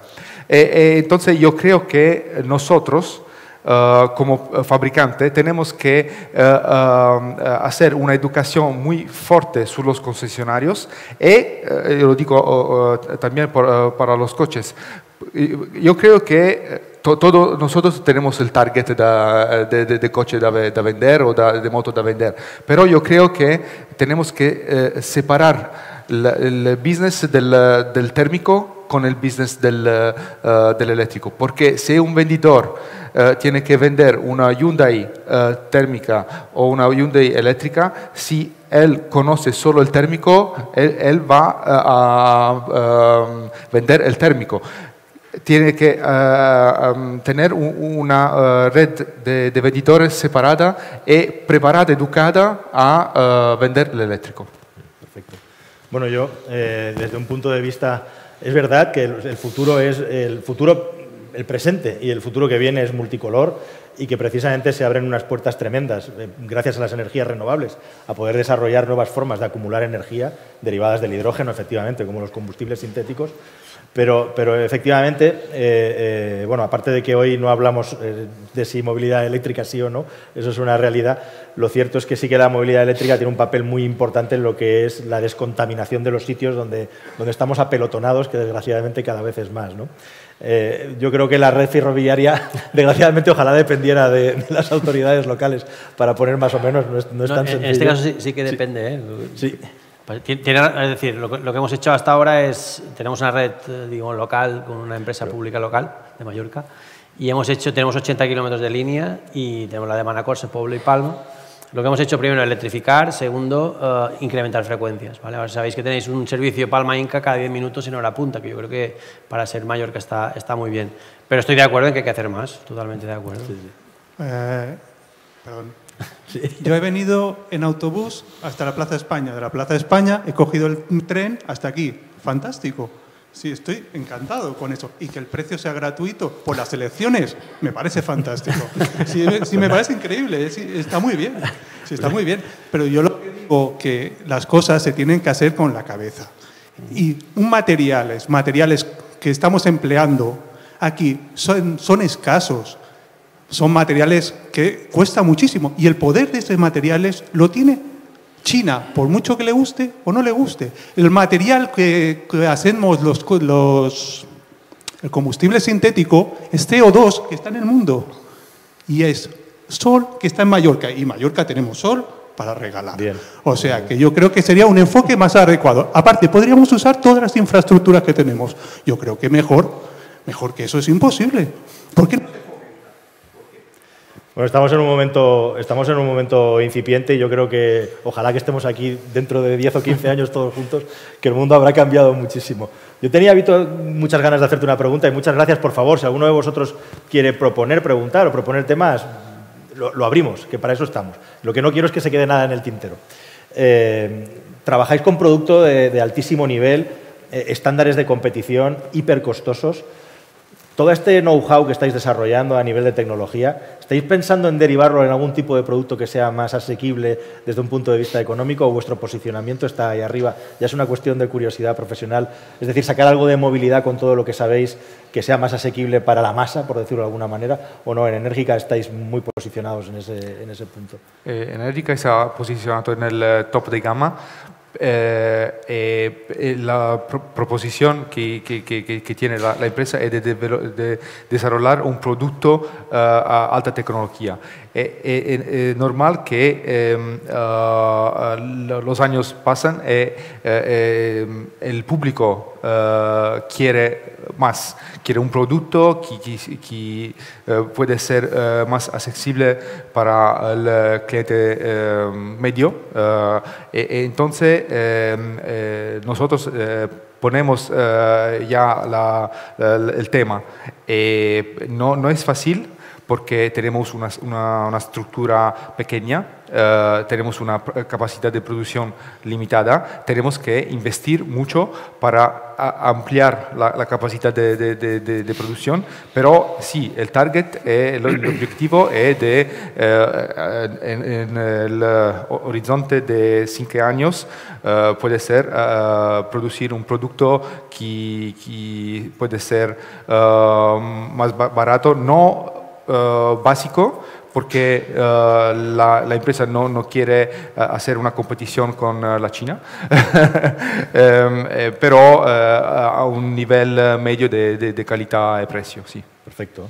Josep María, el modelo tradicional de los concesionarios ha sido: los fabricantes fabrican el máximo de automóviles posibles, fabricar, producir, producir, producir, conseguir beneficio con mucho volumen. Tomad los coches, venderlos, sacar coches, sacar coches, sacar coches. Los concesionarios han sido básicamente vendedores de automóviles, mantenedores postventa. De eso os habéis acabado convirtiendo en empresas que venden servicios de movilidad. Además, en un tiempo récord, como comentábamos. Un Zoe hace 8 años era un marciano y ahora raro es el momento en el que cruzamos una esquina y estamos escuchando el zzzz del coche eléctrico o el coche híbrido, ¿no? Y eso en menos de una década. ¿En qué se traduce ese cambio que está sucediendo dentro de vuestros negocios, en los que antes le vendíais coches a un particular y ahora son coches, son rentings, son flotas de empresa, son rentacars, son proyectos de car sharing? Claro, contestarme bien sería una respuesta de una hora, ¿no? Pero ¿cómo os estáis adaptando? ¿Cómo se cuece eso? ¿Cómo cambian los hábitos? Me parece súper interesante que con esa visión que tienes multimarca y manejáis muchos datos. ¿De qué información nos puedes contar de cómo estáis evolucionando para estar al día en el mercado? Bueno, yo creo que tú lo has dicho en parte. Es decir, nosotros pasamos de un negocio tradicional de compra y venta de vehículos y reparador y mantenimiento a operadores de movilidad. Entonces, los propios fabricantes, yo creo que hubo un punto de inflexión durante la pandemia por los motivos de tener que cerrar fábricas, la crisis de los microchips, materias primas, etcétera. O sea, ese modelo de negocio está cambiando. Los fabricantes se han dado cuenta que vendiendo menos pueden seguir ganando igual o más.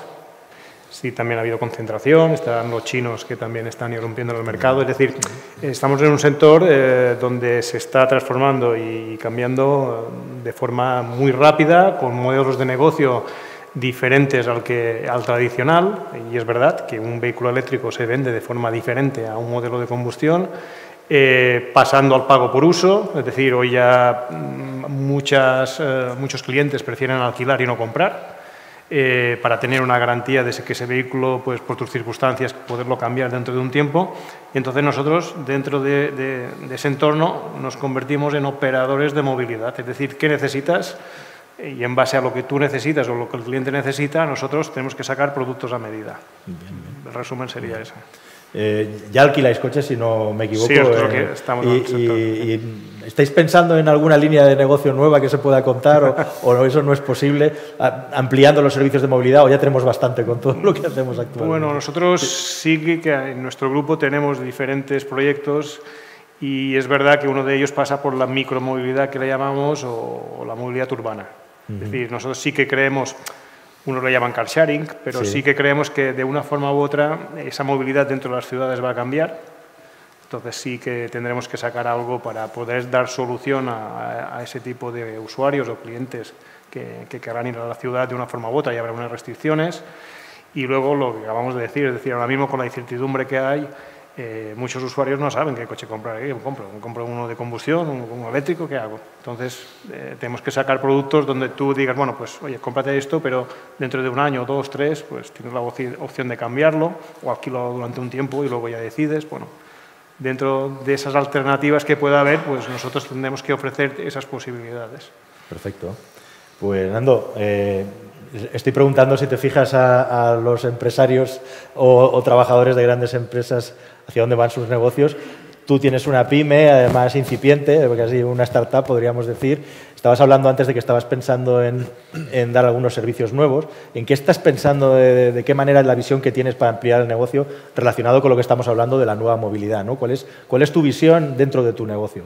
Igualmente. Bueno, a nivel negocio puro y duro, el enfoque en los próximos años es el crecimiento, sobre todo a nivel de alquiler. Nuestra intención es crecer. Hemos puesto un punto en el norte de la isla, mantenemos el de Palma, pero en Islas Baleares queremos llegar a tener en los próximos 10 años, si es posible y todo va bien, 10 puntos nuevos. Creo que es una manera de saturar también, como he dicho y repito, el colapso de las Islas Baleares, dar una alternativa adicional a los turistas que vienen de fuera y que tienen esas ganas de poner su granito de arena y moverse con vehículos de cero emisiones. La gente tiene ganas, hay que darles la herramienta. Y todo esto, la herramienta además, gracias a la tecnología, ¿no? Hablamos a veces de la movilidad inteligente, te lo permite el hecho de que la gente se puede conectar, puede comparar, como pasa con la gente que llega al concesionario, que hoy en día sabe más que el vendedor del producto. Por eso los concesionarios han tenido que empezar a desarrollar un perfil nuevo, que es el del genius o el experto, para que no le pillen, ¿no? O sea, han tenido que crear como una especie de supervendedor, porque es que si no, pues el valor que aporta el vendedor no es suficiente, no llega. Bueno, más que un experto en vendedor, es un experto en tecnología. En tecnología, efectivamente. Es un experto en tecnología que su misión no es vender, su misión es resolver todas las dudas que tiene el cliente. Hasta ese punto estamos llegando, ¿no? Y dentro de las ciudades, Jaume, dentro de lo que es el mundo de la tecnología, estamos hablando de apaciguar, de reorganizar los espacios. ¿De qué manera se integra o se puede aprovechar la tecnología para mejorar la movilidad con casos prácticos o reales que se estén desarrollando ahora mismo? Bueno, es una pregunta difícil, ¿eh? Sí. Yo creo que básicamente es lo que os decía, todo lo que sea intercambiar modos de transporte es lo que va a ir a futuro, y yo estoy convencido de esto. Hay aplicaciones ya que te permiten combinar diferentes elementos de movilidad, y desde las administraciones públicas estamos pensando, planificando bien, viendo cómo podemos hacer que una persona que coge el transporte público, por ejemplo, tenga ya un enlace con un sistema de alquiler de coches, por ejemplo, ¿no? Esto implicará, evidentemente, trabajar de forma conjunta el sector público y el privado, porque a nosotros nos han llegado a pedir incluso billete combinado de barco y bus, ¿no? O sea, gente que viene de Menorca, quiere subirse al barco, luego coger el bus o el tren y todo tenerlo en una app que sea como lo que decíamos, ¿no? Como un Spotify, ¿no? Tarifa plana más eso no sé qué. Entonces, la tecnología, por una parte, irá seguro por aquí, y no sé yo si solo será, o creo que no será solo una responsabilidad de la parte pública. Nosotros sí que estamos desarrollando, de hecho, en la red de transporte nuestra, una parte de inversión que hemos hecho fuerte es la parte tecnológica en el nuevo sistema tarifario, que además es un sistema tarifario que admite tarjeta, admite combinaciones con la red de Palma, en fin, diferentes. Además, tienes tu tarjeta monedero, ¿no? Pues cuando no era gratis te iba descontando de tu saldo. Y yo creo que en el fondo la parte tecnológica ayudará por aquí, ¿no?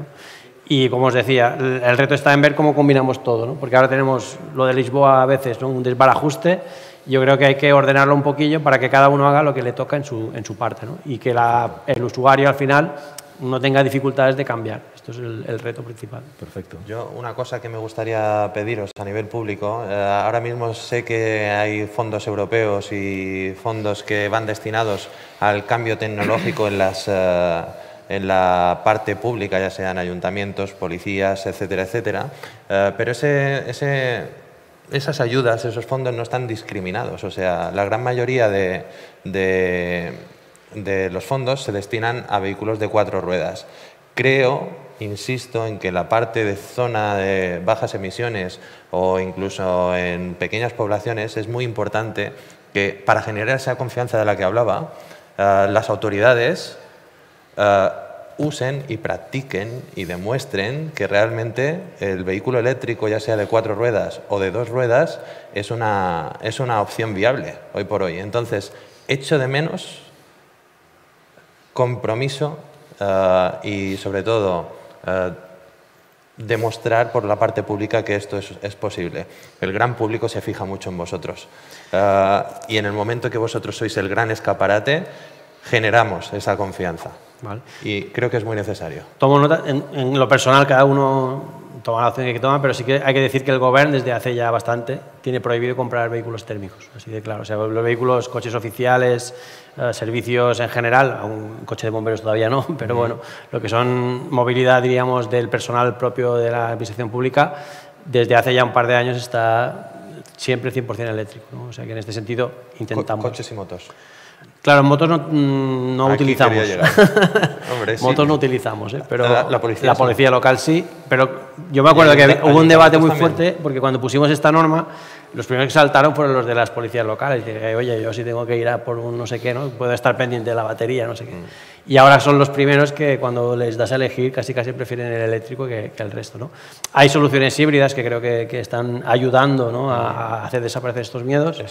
Y la parte de motos, tomo nota también, porque creo que ahora tienes tenemos Enérgica con unas autonomías y unas velocidades de carga que realmente quitan el miedo a cualquiera, y con unas prestaciones que no se escapa a nadie. O sea, entonces... Bueno, Esto que comentaba el conseller es muy, muy potente, que es el asunto de la intermodalidad y hacerlo además con inteligencia digital y artificial, es decir, el hecho de que el transporte se organice en función de cómo se combina en tren hasta la Plaza de España, en autobús hasta aquí, que llegues al sitio y tengas tu transporte público porque está calculado que hay una masa de personas que con esta frecuencia y que efectivamente se interconecte lo público y lo privado.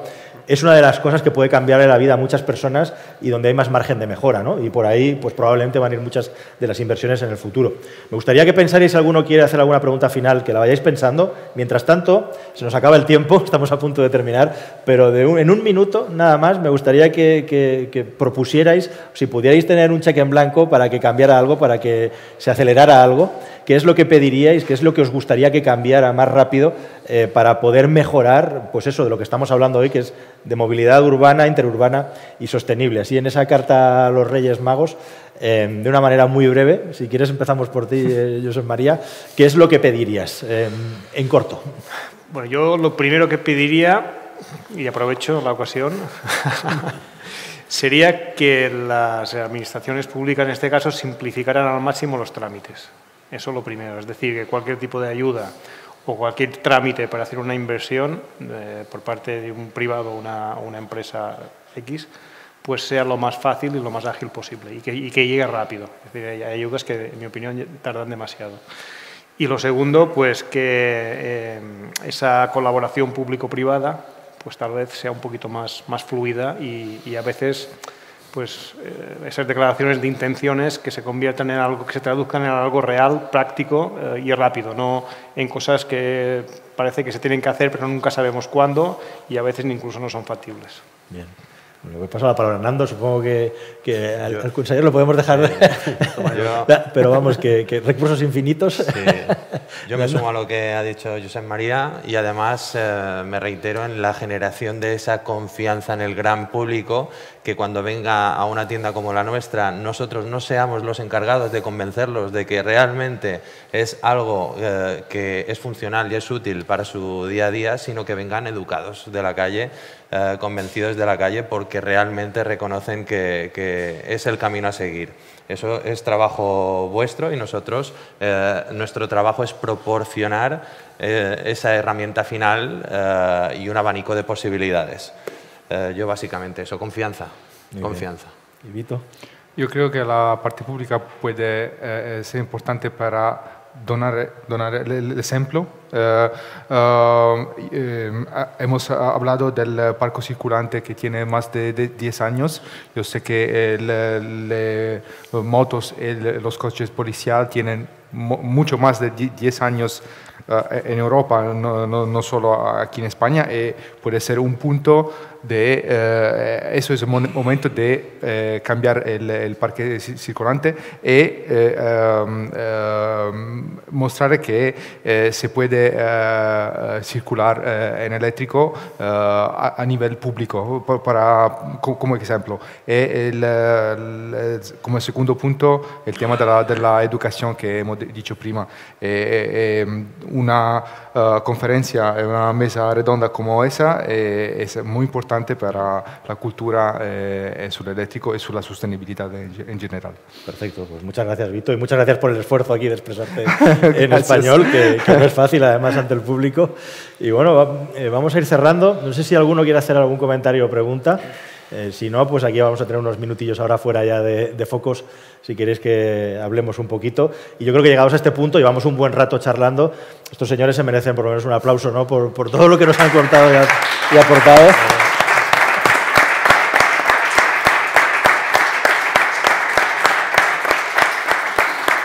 Yo, desde luego, me sumo al asunto de la educación en la medida en la que puedo con mi trabajo, lo intento hacer, ¿no? Y sí que es verdad que es súper importante que los jóvenes, igual que se les tiene que educar en muchas cosas que tradicionalmente en nuestro país nos han hecho, como por ejemplo en economía o en finanzas, pues con el asunto de la movilidad y tantos otros que son cruciales para desenvolvernos en el día a día, pues se incluya. Con esa carta a los Reyes Magos me apunto yo también con el tema de la educación. Nada más, muchísimas gracias a todo el mundo por vuestra atención, ha sido un enorme placer, espero que la charla haya sido provechosa y bueno, pues espero que nos veamos en alguna otra, que espero que sea más y mejor. Muchas gracias. Por aquí creo que hay alguien que quiere comentar algo. Gracias, perdón. Muy buenas, mira, soy Melchor, soy usuario de vehículo eléctrico, trabajo en automoción de hace 26 años y te sigo en redes.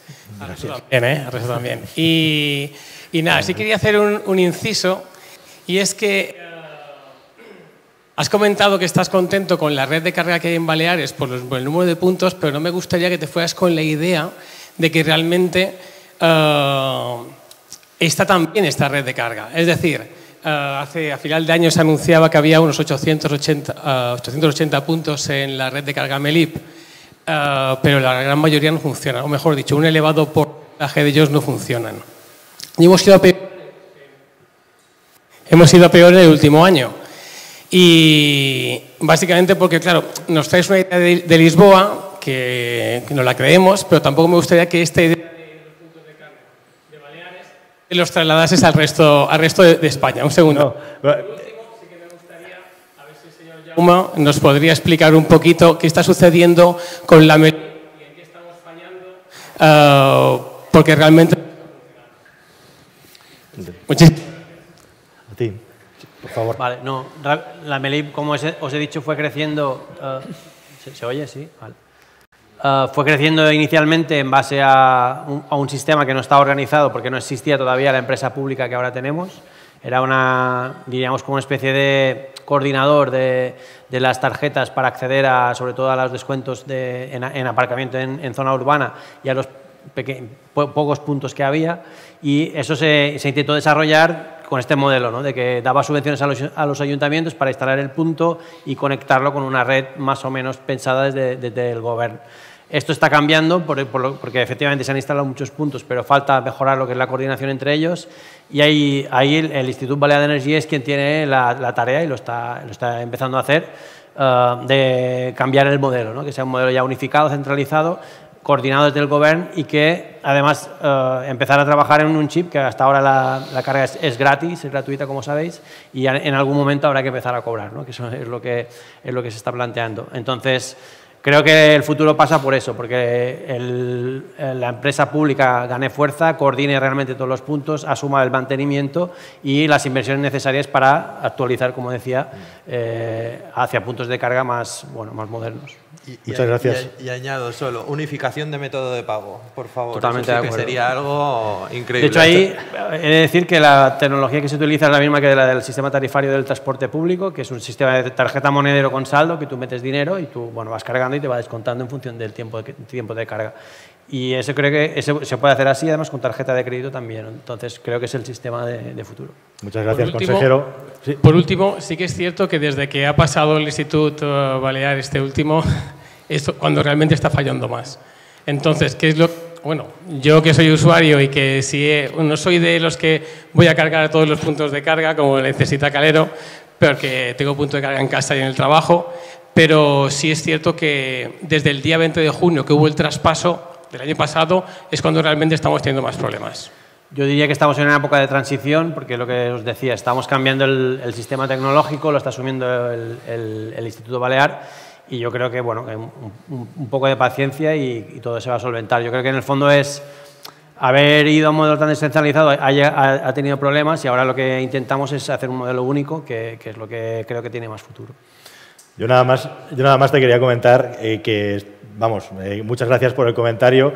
Llevo unas horas en la isla y he tenido unos cicerones buenísimos, que hemos estado intercambiando un montón de información, y precisamente una de las personas con las que he estado esta mañana, que era de AV, que no está por aquí, se me ha olvidado el nombre, un señor majísimo, que espero encontrarme con él en el resto de eventos, me ha abierto la aplicación y hemos estado revisando los puntos de carga y cuántos estaban en verde, cuántos estaban en rojo, y efectivamente había algunos puntos que estaban inoperativos. Él me contaba que algunos tienen problemas de software que no se revisan, otros no funcionan directamente, y a lo mejor pues un 60 o un 70% estaban en verde en ese momento, o en azul, ¿no? O sea, estaban operativos o usándose.